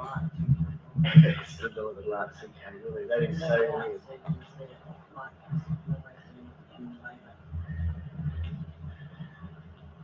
Okay, so you could hear them joking around how it was the northern lights and glowing green balls falling through the sky. I mean, I could be wrong, but a lot of even the newscasters and astronomers are saying, yeah, we don't know what they are. Could have been a meteor, but who knows? And why has there been a sudden uptick in these things? Like I said, just within the past 5 to 10 years or so. And they can't be that rare if there are dozens and dozens and dozens of videos caught on camera, and these things like speed through the sky. It's really hard to catch them on camera, yet so many people have them on their security cameras, dash cams, or even their cell phone cameras.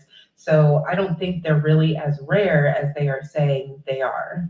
So could this be tied into what's been going on with CERN and the Mandela effect and the shifting reality we seem to be in? I don't know. I mean, I don't believe in aliens. I definitely don't think it's that, or UFOs. Could it be something spiritually happening here? I think that could be an answer. But let me know what you think in the comment section down below. I'd love to hear it. But until next time, guys, thank you so much for listening. I really do appreciate it. I'll be back with another video very soon. And until then, take care and God bless everybody.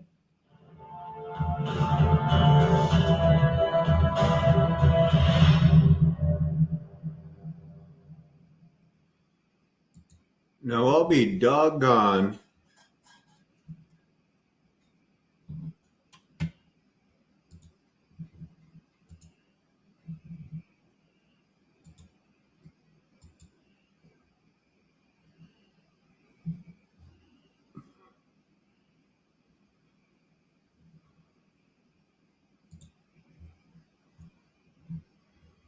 Where is that one I accidentally closed?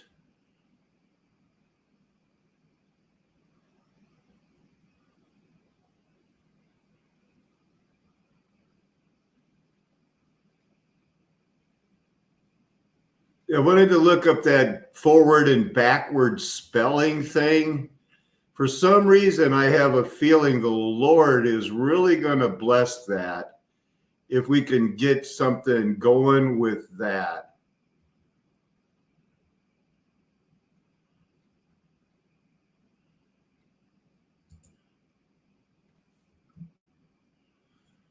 The ambigam. I jumped off it right there. Now these ones you look in a mirror, you know, and it will tell you what it looks like. And I think they're sending these messages all the time. Wash your sins, not only your face, is what that reads in the Hagia Sophia in Turkey. You know, what they call a mosque now. Strand Magazine, 1908. It was big back then. Curiosities. Well, isn't that nifty? Have you noticed another new one? Like when you look for the new NATO.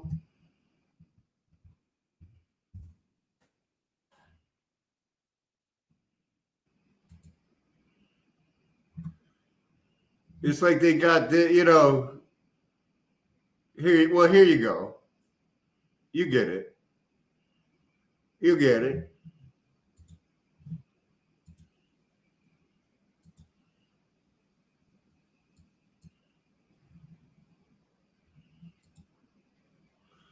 What is that? Wikipedia?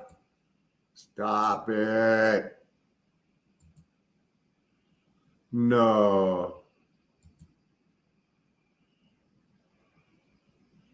It's a mirror. India and Nepal.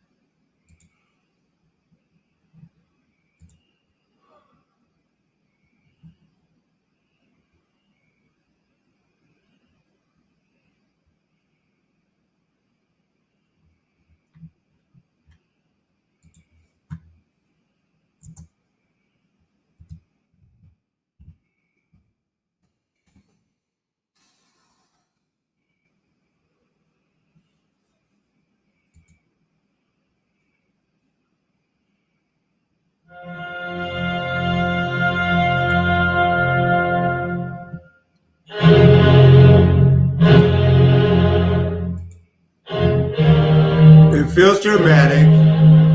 Illuminati.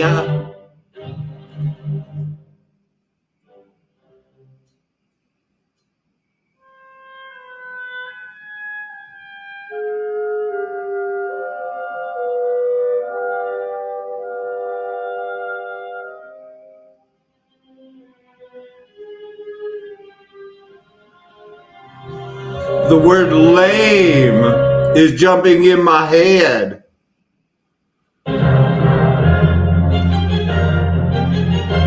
I'm going lame to the what, to the hay.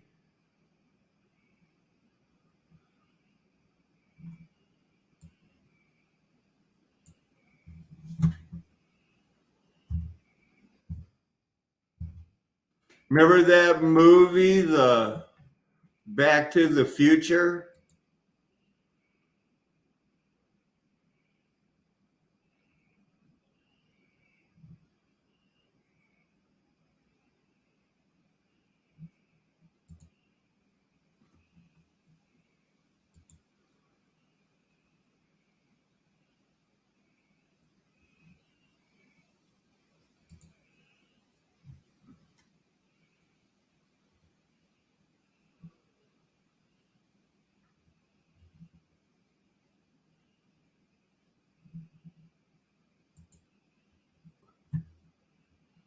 See, this is 1985, that Back to the Future, that's one of those forward, backward things they love so much. And that's a big part of it.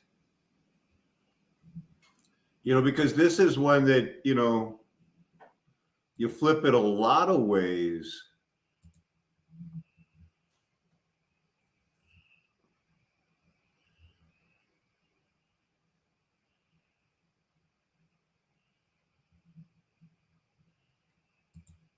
You ever hear of the dribble? They got a lot of stuff on dribble, man.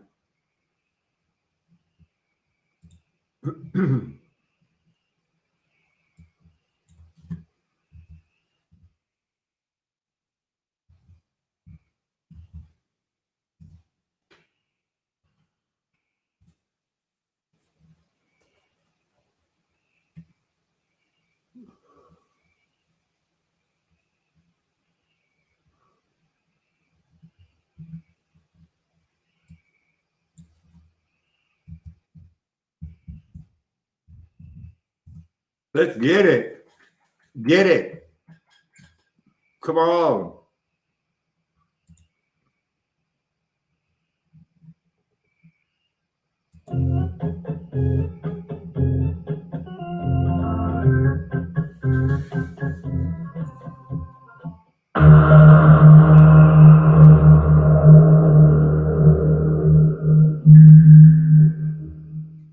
Now, as we discussed a moment ago, the unpronounceable names of God are derived from rotating the outermost circle of the Sigil myth, either clockwise or counterclockwise, according to whether the number appears above the letter or whether the letter appears above the number. Jesus, you can't believe how much I despise these people. You know, they know not what they do. I get it, but I can't get separated fast enough because these people, they're digging in, man. They love the status quo. They just try to figure out, how can I do this without God? Or maybe have God in this pocket and then a little bit of whoop-de-doo in the other pocket. Here's a little, there's a little. Boy, this was bad. This gets about like me. It's probably, oh, it's private video, man. That's private video. Not the monad. No, I'm sorry. I am. For educational purposes only. Welcome to our third and final installment on our Cleansing breath. We can do this. We can learn. John D. The Monas Hieroglyphica. Part 3. Metaphysical Power and Symbolism by your local rabbi. And he does circumcisions and bris for free. Series on John Dee's 1564 text, the Monas Hieroglyphica. If you haven't seen the other two episodes, you may want to watch those first before watching this one. You can find a link to those two in the description below. In the previous episode, we explored the alchemical and Kabbalistic theories at work in the composition and structure of the hieroglyphic monad. First, we explored how Dee seems to have adopted a version of the so-called Mercury alone theory in centering Mercury as the core symbolic and alchemical notion in the development of the hieroglyphic monad.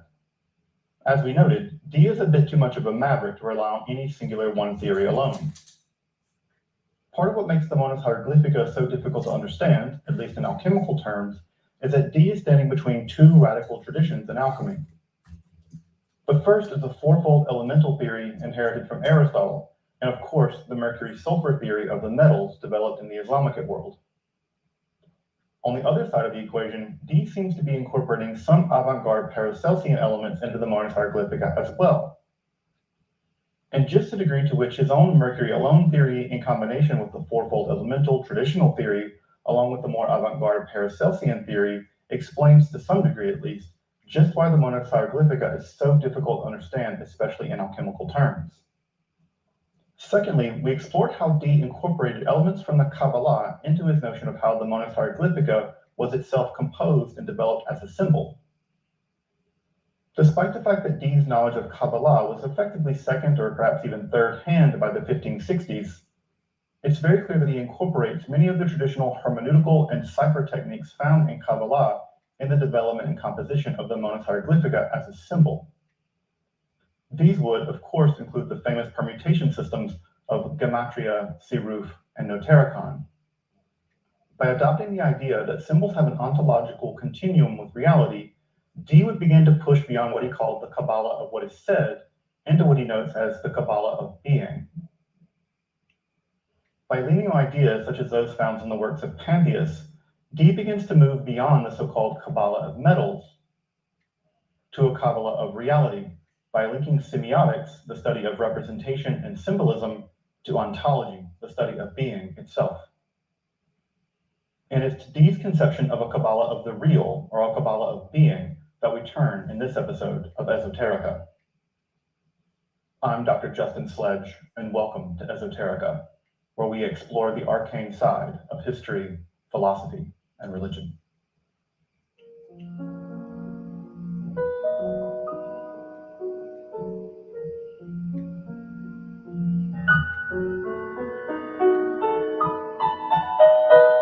Are you kidding me? This is how you choose to intro your show. Here, the universals are said to be real, but were typically ascribed to a purely mental or formal existence, but that would soon radically change. With the importation of Platonic, Kabbalistic, and Hermetic ideas beginning in the 15th century, a new radical realism would begin to appear in European philosophy. Here, universal categories like goodness, beauty, and justice would become fully transcendental categories, but quickly a problem emerged. How does one use corrupt, fallen, sinful natural language to both describe and interact with these transcendental sublime entities? What was needed was a kind of prelapsarian language, which could bridge the gap between common everyday speech and these pure transcendental entities. It was Ficino that first argued that at least in ancient antiquity, such a language existed. This language, of course, was Egyptian, the language of the Egyptian sage, Hermes Trismegistus. It was in that ancient tongue that the symbols of the language itself not only represented the natural world around them, were in some sense mirrored from the divine realm Hey, itself. I saw John D. Ficino's notion Wait, here that's is not that John D. Tetragrammaton, that is to say, that from the geometric point of the yod, all of creation was unfolded. But he goes on to argue that Hebrew remains the most... I don't even know if these people really lived, or if they did backwards do it on a computer and say, give us a story that works, and they're stuck with it, because really that's the best that they could do with fingers. I don't think so. I think you split that picture there and get a message. I don't know. This is fun. This is how I know one goal: love the Lord more when we finished than when we started. Language to understand the fundamental secrets of reality, because it was... Oh, geez. You know what, Rabbi? You did good in a weird kind of way, but no, we want more monad.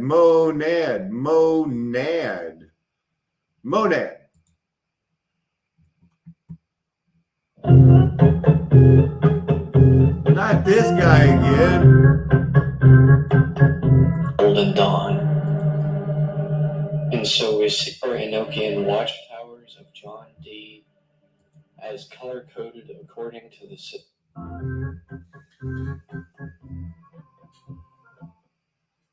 In this section, we will be looking at the 4 Enochian watchtowers of... Now, here we go, man. The Rosicrucians.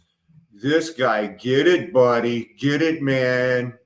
I'm going to subscribe, maybe. Well, this is from a long time ago, but for the next 3 minutes, I'll do my best to not interrupt you. It's going to be hard. Pray for me. John D. as color-coded according to the system of the Rose-Cross layman depicted here of the Golden Dawn. And so we see here the now familiar table of union is color-coded according to the elements as air, pink on yellow, water, orange on blue, earth, red on green, and fire, green on red. And so we see that the order of the elements remains the same. Air, water, earth, fire, as emanating from spirit in the upper left-most corner, with the left side of each letter square being attributed to the columns of the elements, and the right side of each to the rows of the elements. This same technique is used throughout to generate the 4 elemental watchtowers of air in yellow, water in blue, earth in green, and fire in red. So we see at the center of each elemental watchtower the cross of the deacons, color-coded according to the planets and the signs of the zodiac, divides each of the elemental watchtowers into 4 sub-angles, each governed by a Calvary cross of 10 squares. Each of the sub-angles of the 4 elemental watchtowers, where an element is represented twice, as intersecting in a row and in a column, can be taken to represent the season of the main year by marking either a solstice or equinox, yielding a system that rotates around the central elemental sub-angles in a counterclockwise motion around the outer 12 sub-angles of the 4 elemental Enochian watchtowers to form a zodiac-based calendar according to an intersortment of the pure 4 elements, color-coded yellow for air, blue for water, green for earth, and red for fire. Here we see the result of graphing the 4 elemental Enochian watchtowers onto the exterior surface of a cube, according to the method for creating an Enochian altar of Aleister Crowley and color-coded according to the Golden Dawn.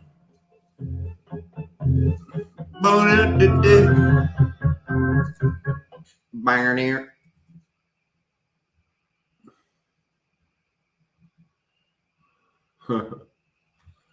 They sure like him, huh?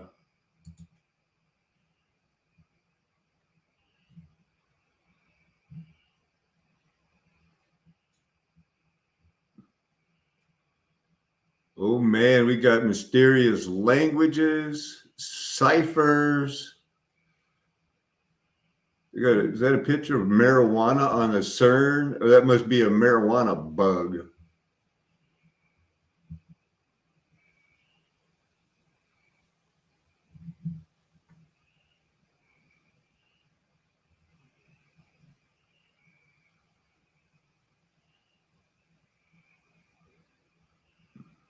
Oh my goodness.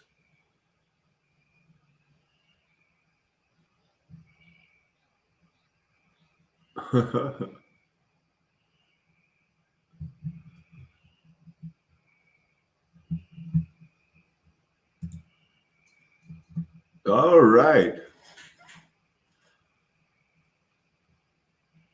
They're chasing storms. They're living large.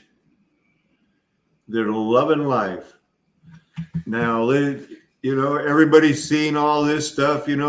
Disney's bad. This guy here, I don't know what he's on about all the time. But is this what you want for your children? We've all seen this before. This is nothing new. Remember this? You're as right about this stuff then as you are now. You know more about Mudflood was Armageddon. They did this and that. Is this the night you say? What can I do for the Lord Jesus? Because this is not my home. I've got to start working for a time when I can slip out of the system. However the Lord leads you. Otherwise, we're going to say, children, I was planning to get you a drink of cold water, but all I had was this fluoridated tap water served in chemtrail infested air. I tried as absolute hard as I can, and then, oh no. Maybe there'll be some other people saying, here, maybe did you really try as hard, or was it uncomfortable for you to be called a fool by the world? Right? Of course you do. I mean, it was very popular back in the day. Even today, the thing is, people don't speak about it anymore. Okay, keep it in mind, and let's see some interesting stuff from yours truly. Hey, Disney, look at this. Let's see more symbols. Everything's in symbols. Disney, Elena, Avalar, everything is symbols, and truth is in plain sight. And they give everything to us. The big problem is people, the big majority of society, they call you a conspiracy theorist if you just point things out, because that's how it works. That's how people, anyway, Complete Adventures of Pan in the books. Let's see more symbols. It's a Small World also by Disney. Look at the symbol. Remember the symbol? Symbols and symbols, they speak the truth, right? And why do you see those three words that everybody likes in The Lion King? Why? I mean, that actually, if you pause the frame, and you see. So, I don't know. I think maybe I'm the bad guy. Who knows? Hey, Peter Pan. What's wrong with Peter Pan? What's wrong with this picture? Do you see something in the middle? Like there's nothing here, but then the shadow says something different. So hey, it's a kid's cartoon. Everybody likes Donald, right? I like Donald. You like Donald? Who doesn't like Donald and Mickey Mouse and all that stuff? Well, who doesn't like Minnie? Mickey and Minnie, boyfriend, girlfriend and stuff. Well, obviously, there has to be some meaning to a relationship between a boyfriend and a girlfriend, right? Do you see Minnie's body? Am I missing something? Is it that thing that we guys have between our legs? I don't know. So what's wrong with this picture? Nothing is wrong. Nickelodeon. What's Nickelodeon? It's a kids channel and stuff. So that picture there. Oh yeah. Well, hey, I'm not doing anything bad. Okay, it's a kids cartoon. I'm not doing anything bad.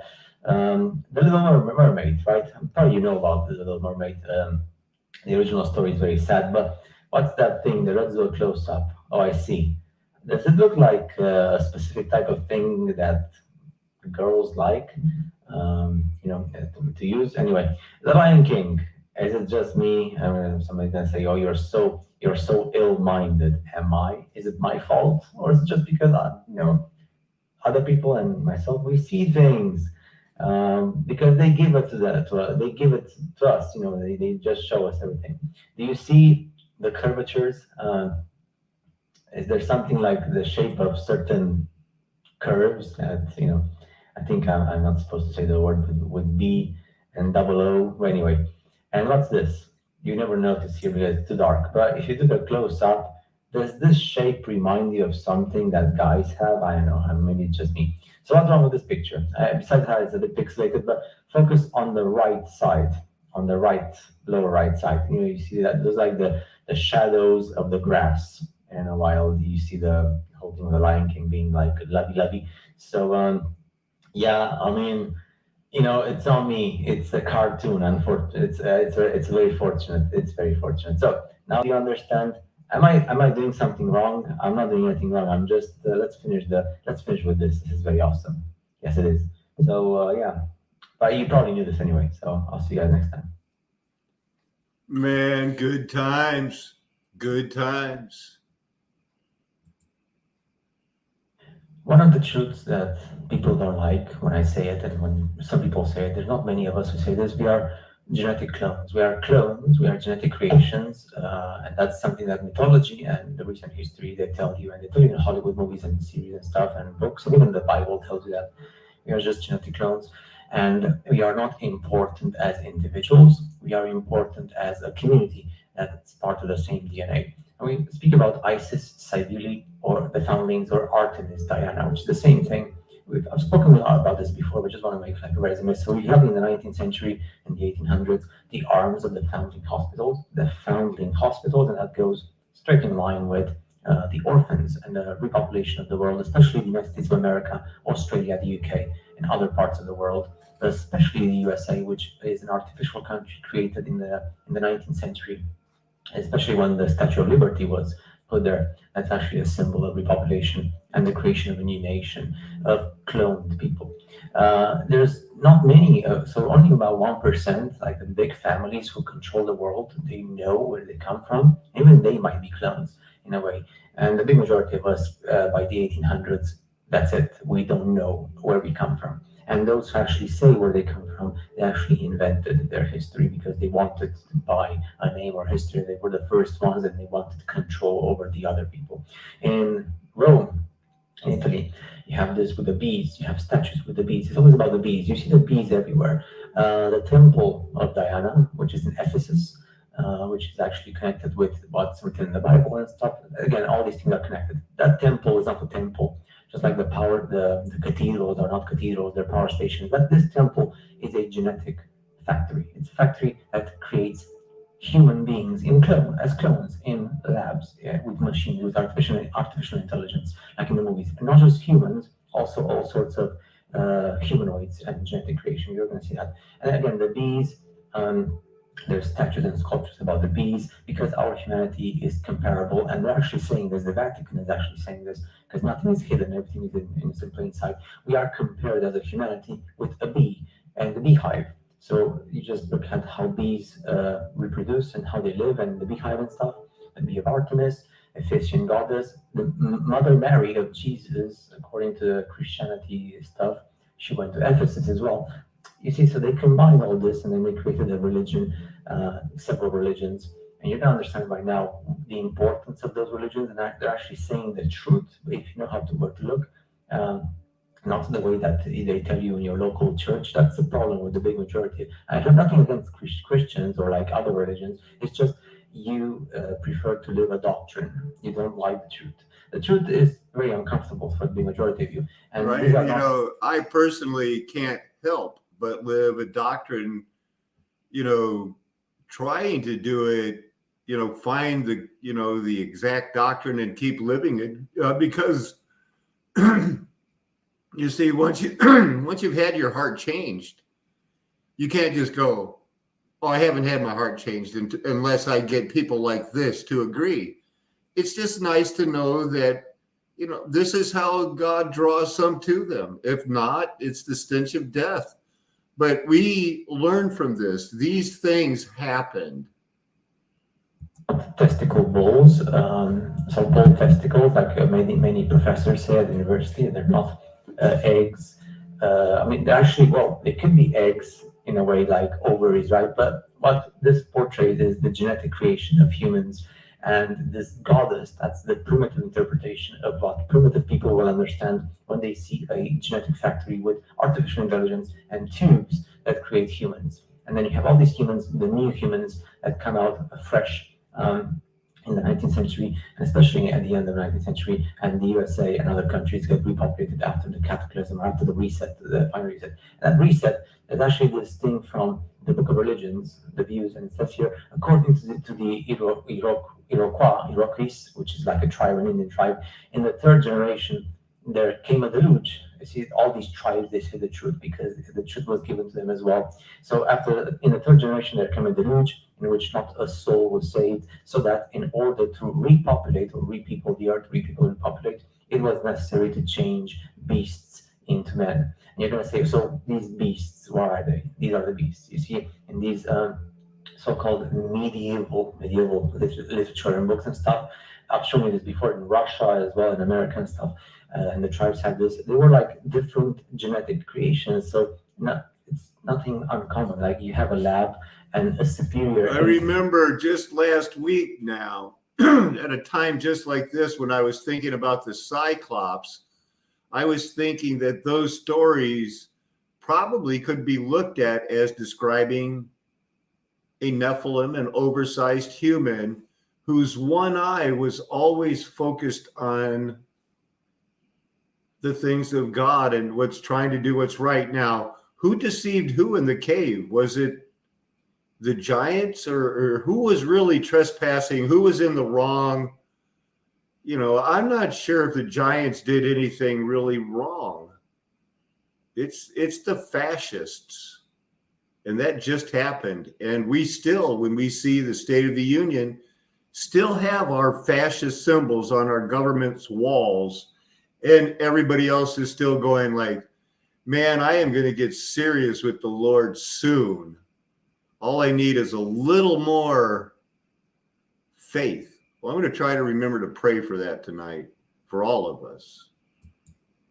Or superior humanity, they combine genes of several animals and humans and stuff, and they have all these what we call abominations. They're abominations for you and me, but for the creators, they're just experimenting to see what kind of beings they can do.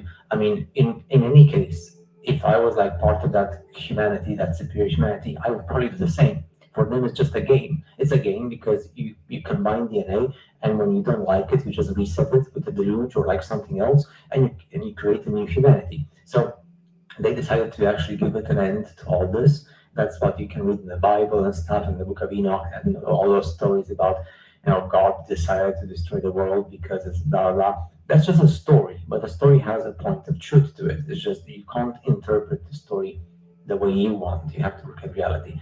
And then you have these cities which were like empty. And there's two possibilities. Either these cities were empty because that humanity was created before and they got wiped out, or these cities were created from scratch for our humanity that began in the 19th century. But it's full of these empty cities, and also on the statues representing Or you see how they just always just have it as an either or, and they left out my or. Well, my or is or Armageddon's over, and that would have made they have the 1,000 years. And at the end of that, we always teach here that that's the time of the wheat and the tare where they grew together. And at the end, Jesus told Michael, reap it with that sickle. And they did. And Satan was loosed. And now I kind of lean towards there's something wrong with us. You know, we've been hacked. And since this cloning, I'll go with that, you know, or this orphan trainage, eugenics, you know, posting and things like that. Since we've been studying it, we've been slowly learning like, whoa, we've got 4 blood groups now, and then now actually it's like 16, A, B, O neg, O positive, and then each have negative positive. And some of them don't mate with each other unless you tell us, and we can give you antibodies because they messed up. And part of the reason you can say, well, if it came right out of the gate in 1711 with they starting to populate the world, why didn't they, you know, do all of their adjusting earlier? Well, it's the Habsburgs. And what we know about hemophilia is that the first generation of once they start breeding, the body adjusts for hemophilia, but that tenel, I think, telomere is there. And so everybody that is from after the first generation, they all pass on hemophilia to, I guess, especially the boys. I'm not an expert in hemophilia, but I know that that's the whole deal. It skipped the first generation, and then the next thing you know, all of these non-Rhesus blood types started going like, oh crap, our children are dying. And that's when they started studying, goes like, and now you're not going to believe that, but we've got 4 to 16 different blood groups, and some can't mate because they messed this up. So they had to kick it up. And then they're saying, well, let's kick it back up. Let's make them all white. Because in that time, they had thought through the Greek love that white is right.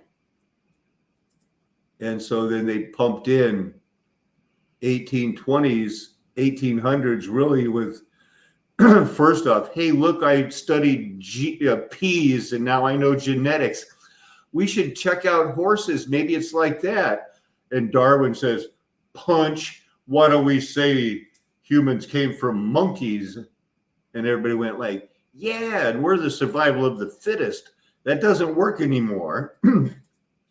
Because now the fittest is who's the best at a game. So now it's survival of the intelligence, because the greatest weapon, as Rambo told us, in the human is their brain. I apologize. That was a long rant. Did I have another video to show you? Oh, we're still watching one. The literature representing Diana or Artemis, or like the goddess of fertility and stuff. You have children faces, and you have animals as well. So that means that that's actually artificial intelligence in a genetic factory that creates humans. In Saudi Arabia, when the Pope gathered with the big other like leaders of religions, all of them said that all religions, they say the same thing and they point to the same God. God in brackets, because there is no like God like that, like an entity, at least not that we know of. And what they're saying is that everything they say is true. And you're going to see at the end of the video when that's important, why Saudi Arabia and stuff, and Sophia, the name of Sophia.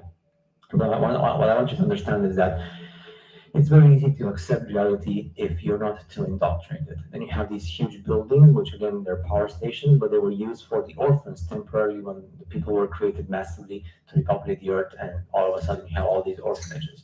And this is a robot. This is the first advanced artificial intelligence robot presented to the public, Sophia the robot. Why? Because Sophia is actually what the name changed for Diana or Artemis in Constantinople when they built like the new buildings in Constantinople and stuff. So they call it Sophia. And actually, Sophia was the goddess of the Gnostics. In terms, if you go into history, I'm not going to go into history right now because it goes boring. But my point is, the reason why they chose the name to be Sophia for the first artificial intelligence advanced humanoid or robot for the public, and it was they gave her citizenship. So she's the first robot to be a citizen of Saudi Arabia.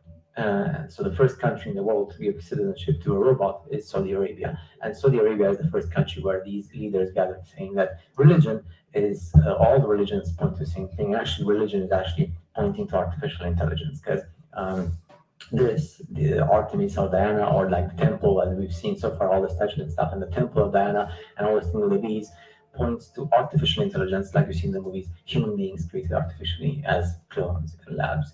I know that's too hard for the big majority of you to accept, but I'm just trying to help you see the truth beyond the doctrine. Now, I do understand that if you want to yell, scream, or cry, or hit me in the face, I don't care. You know, nobody cares, man. No Christians are out there worried that you don't believe, unless there's somebody praying for you in your family. In the long run, when this happens, what is happening now all over the world, that love they gave us and that comfort in all the Super Bowls or Westminster dog shows and everything in between that you cared about was all fake. Your Bitcoin petrodollars are going away unless you sign up to stay in the new Wi-Fi cities. And then you're dead. But nobody's going to be worried about these guys. It's like, oh man, I mocked God. It's in the Bible. Those who know the Bible have been told to expect it. And so we do. Well, I'm not going to let you hit me in the face. I'm going to protect myself. But my point is that if you're not indoctrinated, and it's very easy to see these things, if you're indoctrinated, it's okay. It's all right to follow a doctrine. Just don't assume that every single human being in this world wants to be part of a boring doctrine. You get the point. So many of us want to understand and have the capacity of understanding the truth, because in the end, we have this DNA in ourselves, which was left by the creators in order to understand what they're actually showing us in the first place. Now, I don't know if those same creators are like the ones who actually want us to be living like slaves for the system of money and corruption, or they just left and abandoned us and we're just like collateral damage in a place which was taken over by the same people like you and me, but who decided to be the controllers and the leaders and do what they want. There is nothing you can do to make him believe the Bible. Only that is God the Father. No man comes to Jesus unless the Father draws him. That's what Jesus said, first person, singular. No man comes to me unless the Father draws him. At that, many people walked away and said, I can't deal with that.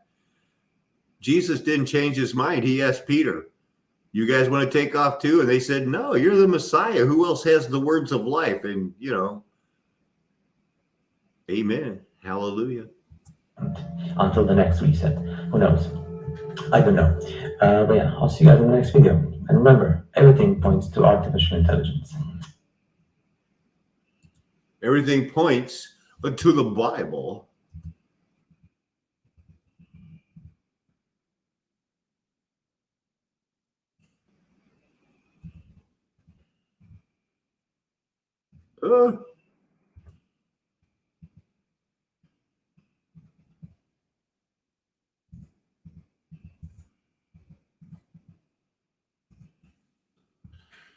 Fascist in the USA.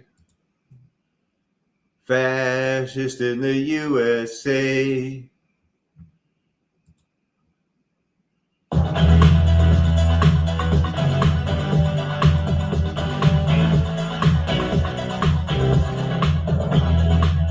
To the point, with Congressman Bill Pascrell, focusing on the concerns and issues facing the families of New Jersey's 9th Congressional District. Have we got fascists, yes or no? I'm Congressman Bill Pascrell from the great state of New Jersey, District number 9. Welcome to our interview program. To the point. I want to apologize for the inconsistencies due to me and the Congress over the last year or so. So very important that we stay on, and your letters are very important and significant. Now that we've expanded. You know what? No, not a Democrat giving me lessons on not any politician. Why do you hate me?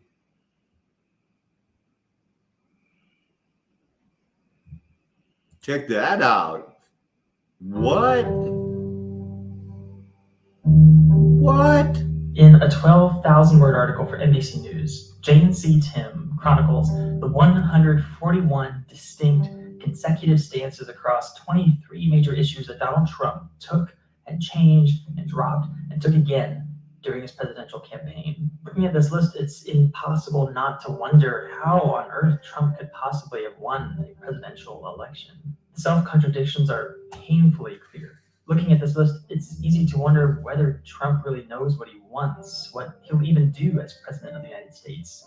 The picture has always shimmered like a mirage, clumsily but effectively evading its critics because, to be honest, they just aren't permitted to see clearly enough to pin it down.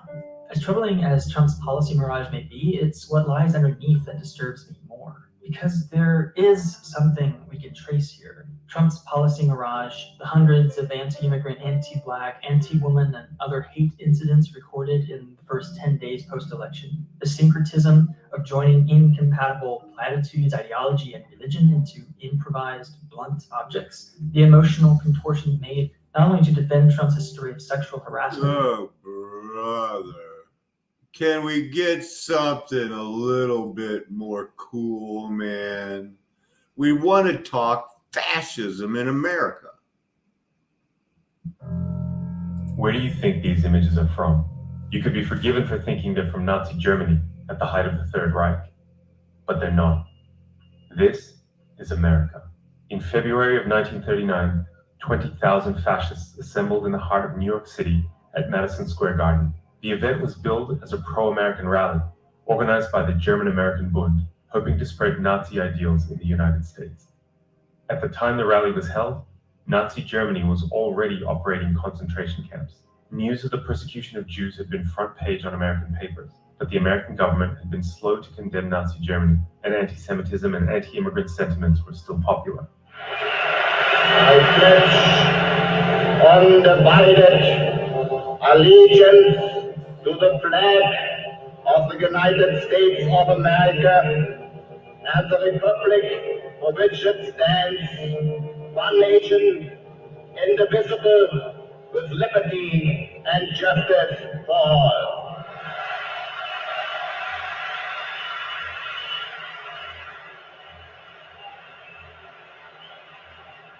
The man on stage was Fritz Kuhn, a German immigrant who dreamed of spreading fascism in America. He celebrated George Washington as a fascist icon, painted himself as a victim of the press, targeted minorities, and talked about reclaiming America. Ladies and gentlemen, fellow Americans, American patriots, I'm sure I do not come before you tonight as a complete stranger. You all have heard of me through the Jewish-controlled press as a creature with horns, a cloven hoof, and a long tail. A few days ago, I called the fake news the enemy of the people, and they are. They are the enemy of the people. We, with American ideals, demand that our government shall be returned to the American people who founded it. From this day forward, a new vision will govern our land. From this day forward, it's going to be only America first. America first. An estimated 100,000 New Yorkers turned out to challenge the fascists that night, held at bay by a huge police presence. A young Jewish plumber from Brooklyn, Isidore Greenbaum, snuck in. At one point, unable to bear what he was hearing, he ran on stage.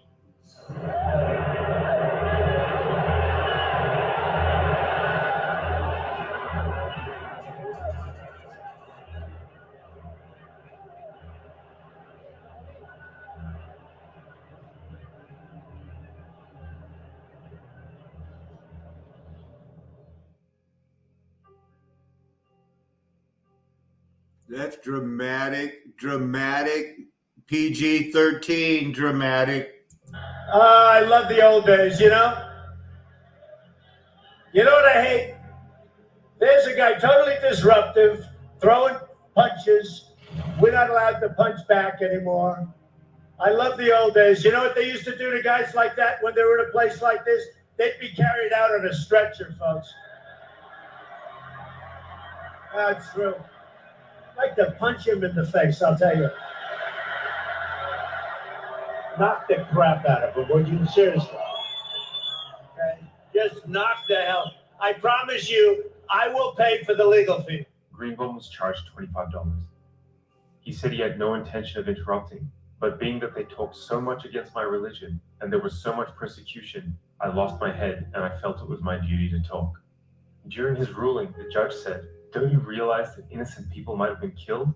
Greenbaum replied, "Do you realize that plenty of Jewish people might be killed with their persecution up there?" It took another 2 years, the bombing of Pearl Harbor, and Germany's official declaration of war against the U.S.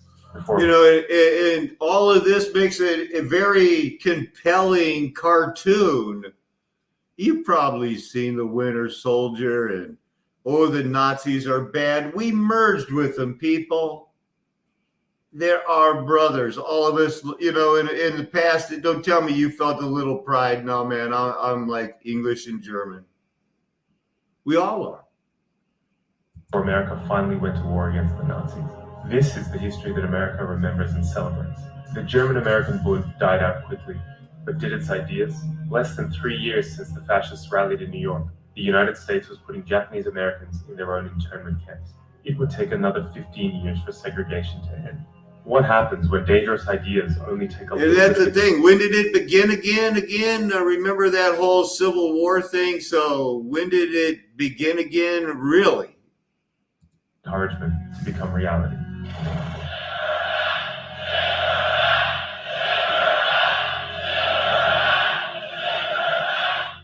happens when we allow violent, damaging, and racist ideas to flourish in public discourse under the guise of free speech. Fritz Kuhn might be long gone.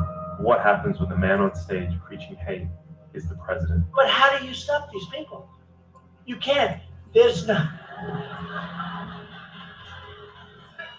That's only in the panhandle you can get away with that stuff.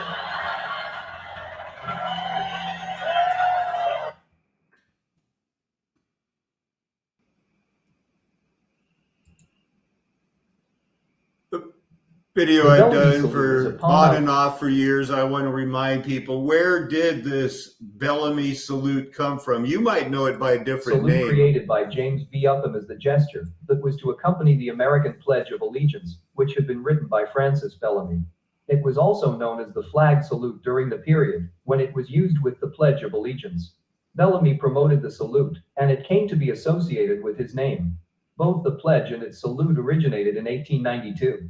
Later, during the 1920s and 1930s, Italian fascists and Nazi Germans adopted a salute which was very similar, erroneously attributed to the Roman salute, a gesture that was popularly believed to have been used in ancient Rome. This resulted in controversy over the use of the Bellamy salute in the United States. It was officially replaced by the hand-over-heart salute when Congress amended the flag code on December 22, 1942. The inventor of the Bellamy salute was James B. Upham, junior partner and editor of the Youth's Companion. Bellamy recalled that Upham, upon reading the pledge, came into the posture of the salute, snapped his heels together, and said, "Now up there is the flag. I come to salute. As I say I pledge allegiance to my flag, I stretch out my right hand, and keep it raised, while I say the stirring words that follow." The Bellamy salute was first demonstrated on October 12, 1892, according to Bellamy's published instructions for the National School celebration of Columbus Day. In the 1920s, Italian fascists adopted what has been called the Roman salute to symbolize their claim to have revitalized Italy on the model of ancient Rome. Thank you for watching. Like and subscribe if you would like to view more of our videos. Have a nice day.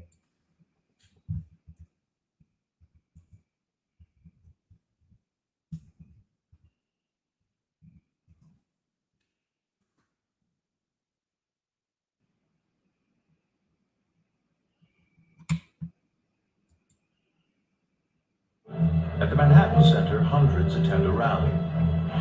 Tonight's speaker is a famed aviator and American hero, Charles Lindbergh. Lindbergh is a Nazi sympathizer, avid opponent of U.S. involvement in the overseas conflict.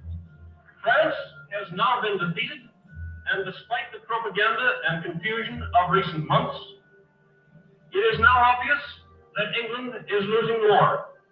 I believe The call is to abandon America's friend and ally. and I have been forced to the conclusion that we cannot win this war for England regardless of how much assistance we send. That is why the America First Committee has been formed. Lindbergh and the National America First Committee rail against any involvement in the war. Hundreds of thousands of citizens agreed. Since the war began in 1939, Americans have seen and heard about the devastation in Europe. Adolf Hitler's all-out attack on Poland makes the long-dreaded European war certain. But many are convinced that stopping Adolf Hitler is not worth the sacrifice of American lives. This time America should keep out, and I know I will. I'm trying down here of European fans. I think we should stay out of it entirely. And all our efforts should be made to keep out of the fight, but you know, fight our own battles. They mean nothing to us. Some Americans publicly admire the Nazis and envision a fascist America. In February 1939, some 20,000 American Nazis rally in Madison Square Garden.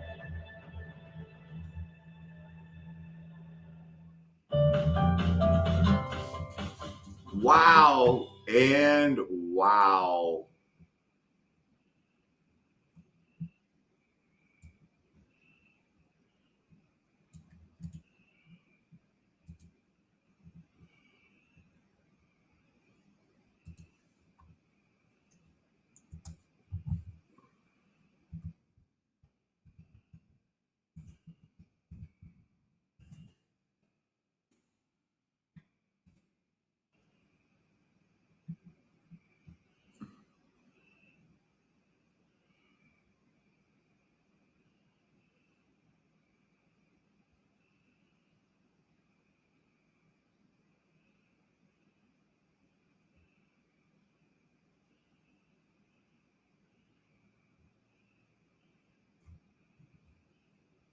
Let's see. We got to find out about his secret wives. The secret lives of America First. His life was so secret to the world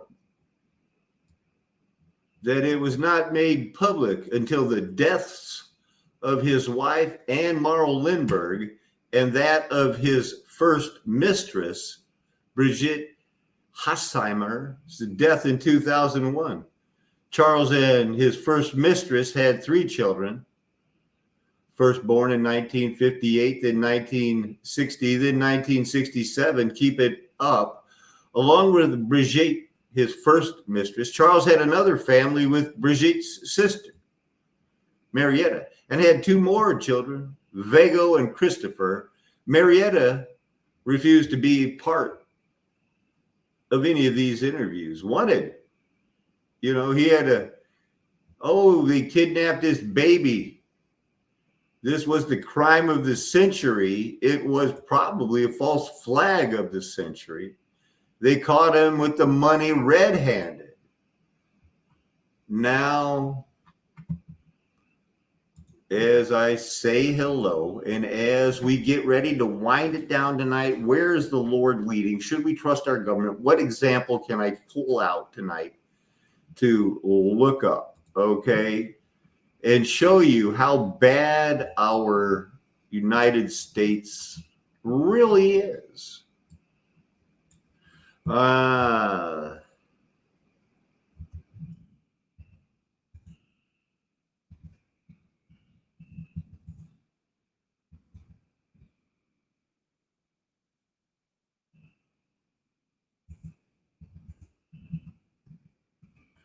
Remember this story? The FBI caught spies. Oh, I should have done the plural version of that. They had a German espionage case going on here.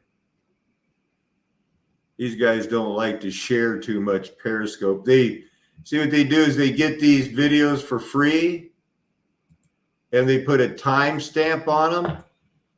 And now they say they own that version of it, even though they get it from the Internet Archive. But the deal is they caught some spies, man. We could only wait for the day when this undercover war resulted in the open declaration of hostilities.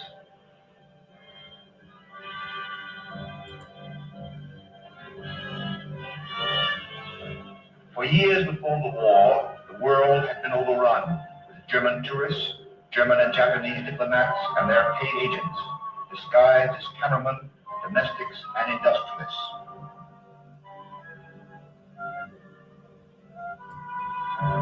We knew how successful their agents had been in Europe and Asia.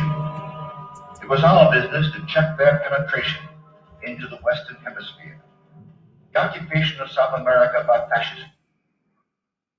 Where's the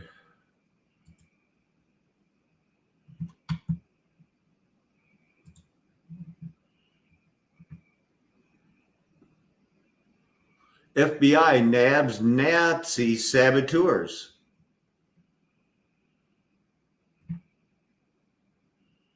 There's the J. Edgar Hoover announcing it, I guess.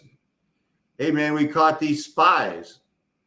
We're not going to let them get away with coming to our shore. Got dropped off by a submarine. And I guess they found this stuff on them. Here they are. They showed them to the public and said, this is an example of men. Those are the names.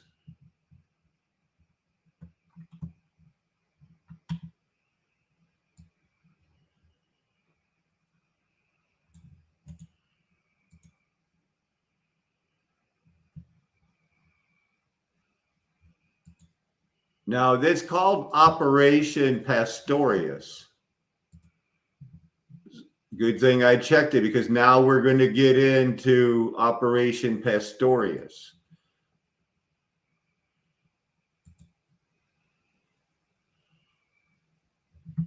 It was a failed German intelligence plan You know, I wish I could have shown you. I was showing you all of this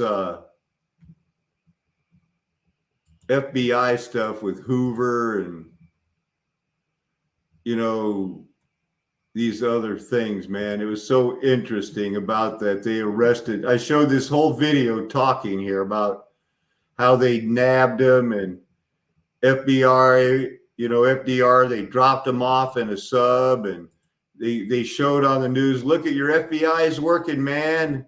We caught him doing this and that. And they made movies about their work, and they showed pictures. Look at these Nazis that came over here to blow up the docks. They got them their names. They questioned them and they hung them. They taught them a lesson and said, don't you send their spies over here. So then I highlighted this, looked it up, and then wanted to make sure I was sharing like I am now, but I wasn't then. But now I am. So we can tell you about Operation Pastorius, that failed German intelligence plan to sabotage inside the United States. It was June 1942. Remember, the war started late December. So basically, it's been going for half a year. And they were going to send these people over. Admiral William Canaris, one of the guys that they try to claim is a good guy, he said, let's go send these people over there. Now, the agents were 8 German residents who had lived in the United States. 2 of them were United States citizens, and Canaris sends them back. The others had all worked at various jobs, and they were recruited to go over there. Had 3 weeks training on sabotage and everything else. The agents were instruction, how to make explosives and do everything they needed. And they went on their missions, and they were shown all of these things. But when they got dropped off, it seems that a number of them were told, hey, I was sent here to warn you guys that we've got a plan going to start sabotaging the docks. This Dosh called Berger opened and said, only one of us will walk out the door. The other fly out the window and said he had no intention of going through with their mission. He hated Nazism, and he was going to report them to the FBI, and he did. Berger said, man, I was thinking the same thing. We defect now. And they did. They showed him all the things. They had $84,000 in cash, what they were supposed to do. They said the others are going here and there. It didn't matter. The FBI needed their fake publicity. That's how fake everything is in the United States. So they killed them. No sabotage attempt was ever made again, but there was still plenty of trouble on the docks, wasn't there? And when they had trouble on the docks, they had to get Lucky Luciano.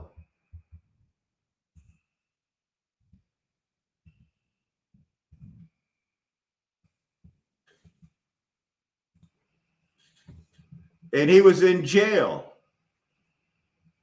And he was the father of modern organized crime. And they had locked him up on what they thought was a chicken-ass charge for a man of his importance. But they had him in jail.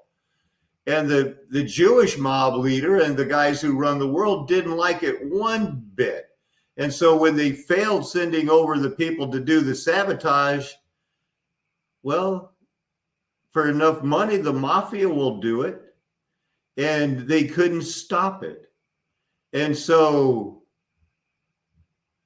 after all of these rising to powers and murders and taking over the Commission and the Cosa Nostra, during the war, they finally sent him to prison. And then they had to let him out because they were so worried about sabotage. And they knew that the mafia controlled the waterfront. Although J. Edgar Hoover denied there was organized crime until the day he died. But because they needed Luciano out of jail, they said, well, we'll offer you Operation Underworld. And that's where the Italian and Jewish mobs worked together, because they had blown up the most expensive ship in the world in an American dock. And then they couldn't just say, nobody ran to J. Edgar Hoover and said, hey, we're going to do this and that. We're trying to make a deal. And they killed him. So no, they said, this time we're going, you're letting my boy go. So they did. And once you make a deal with the mafia, you are what they call in bed with the mafia. And the mafia took over. They tried to take over. It didn't catch, because they tried the Korean War to consolidate their power. China fought back. They didn't get the message. And so they tried a false flag where they used, have you ever heard of the Doors? Jim Morrison, one of the 27 Club. Well, he was on his way in ROTC, going to go to West Point like his dad, who was the head of the fleet, the admiral ahead of the fleet that faked the Gulf of Tonkin invasion. And China had to come in and help again. And they didn't like that. So they they captured somehow Jim Morrison, turned him into somebody who publicly said he wants to rape his mother and kill his father. And then on his 27th, year, the day his father finally retired from the military is the day that Jim Morrison of the Doors drowned. The mafia, that's the way they roll. We've been controlled ever since. Now it's is there any doubt the Chinese Tongs are in control out of all the mafias? Why are we talking about this? It's time to get our lives right with the Lord. The fear of God is the beginning of wisdom. It says in Daniel, those of us who are understanding what's going on in these times will have been made wise by God to understand it. And we see it, but it still will require that baby step of faith. I'm not saying just take a leap of faith. You don't know what we're talking about. You don't know Mudflood. You don't know the Bible. We haven't broke down the words. You haven't seen all the lies. You have, and you know it. That's why I'm going to take off my glasses, pretending it's a hat. I like women to do what Apostle Paul said, just like I like the men to do what the Apostle Paul said, because they learned from God. So let's pray. I want to thank Wise Up for sticking with it tonight. I appreciate that, brother. I really do. Dear Heavenly Father, I thank you so much for your love to us, your Bible, and lifting the veil, making us wise and giving us no reason to boast. I pray, Heavenly Father, for the people who are going to make it. There's another rescue coming. It's Gog and Magog, and it has been taught about in the Bible also, where there will be a people rescued at the end who don't play the game the way they like it, but according to the rules. And Heavenly Father, reinforce in everyone's mind that we're playing to draw. They've forced us into a game. They forgot their game of choice. Chess has a draw option. And when we choose not to fight and only use our defense in non-violent, civil, disobedient ways, playing for a draw, never drawing a line in the sand and saying this is our home, but always prepared and ready to leave them hanging until they trap us, or they have to let us go or kill us. And when they decide to kill us out of their frustration, that's when the Gog and Magog rescue. Fire comes down. The next verse says the great white throne of judgment. after Satan's thrown into the pit of lake and fire, where the beast and the false prophet have already been for 1,335 years. We thank you, Heavenly Father, for the comfort of faith. We pray that you will increase our faith. We're looking for that mustard seed-sized faith, Heavenly Father. We know you will have a people. You will make us stand. Keep our hands to the plow, Heavenly Father. Let us be 1 called, 2 chosen, and 3 faithful. We ask in the name of our incarnate God, Jesus Christ. Amen. This is a Flat Earth Nation. You know, I'm never going to tell you anything else, and neither are my friends, because we're trying to prove we have your best interest at heart. Amen. Hallelujah. Aho. Special greetings from Tommy and Randy. We'll hopefully be seeing you soon.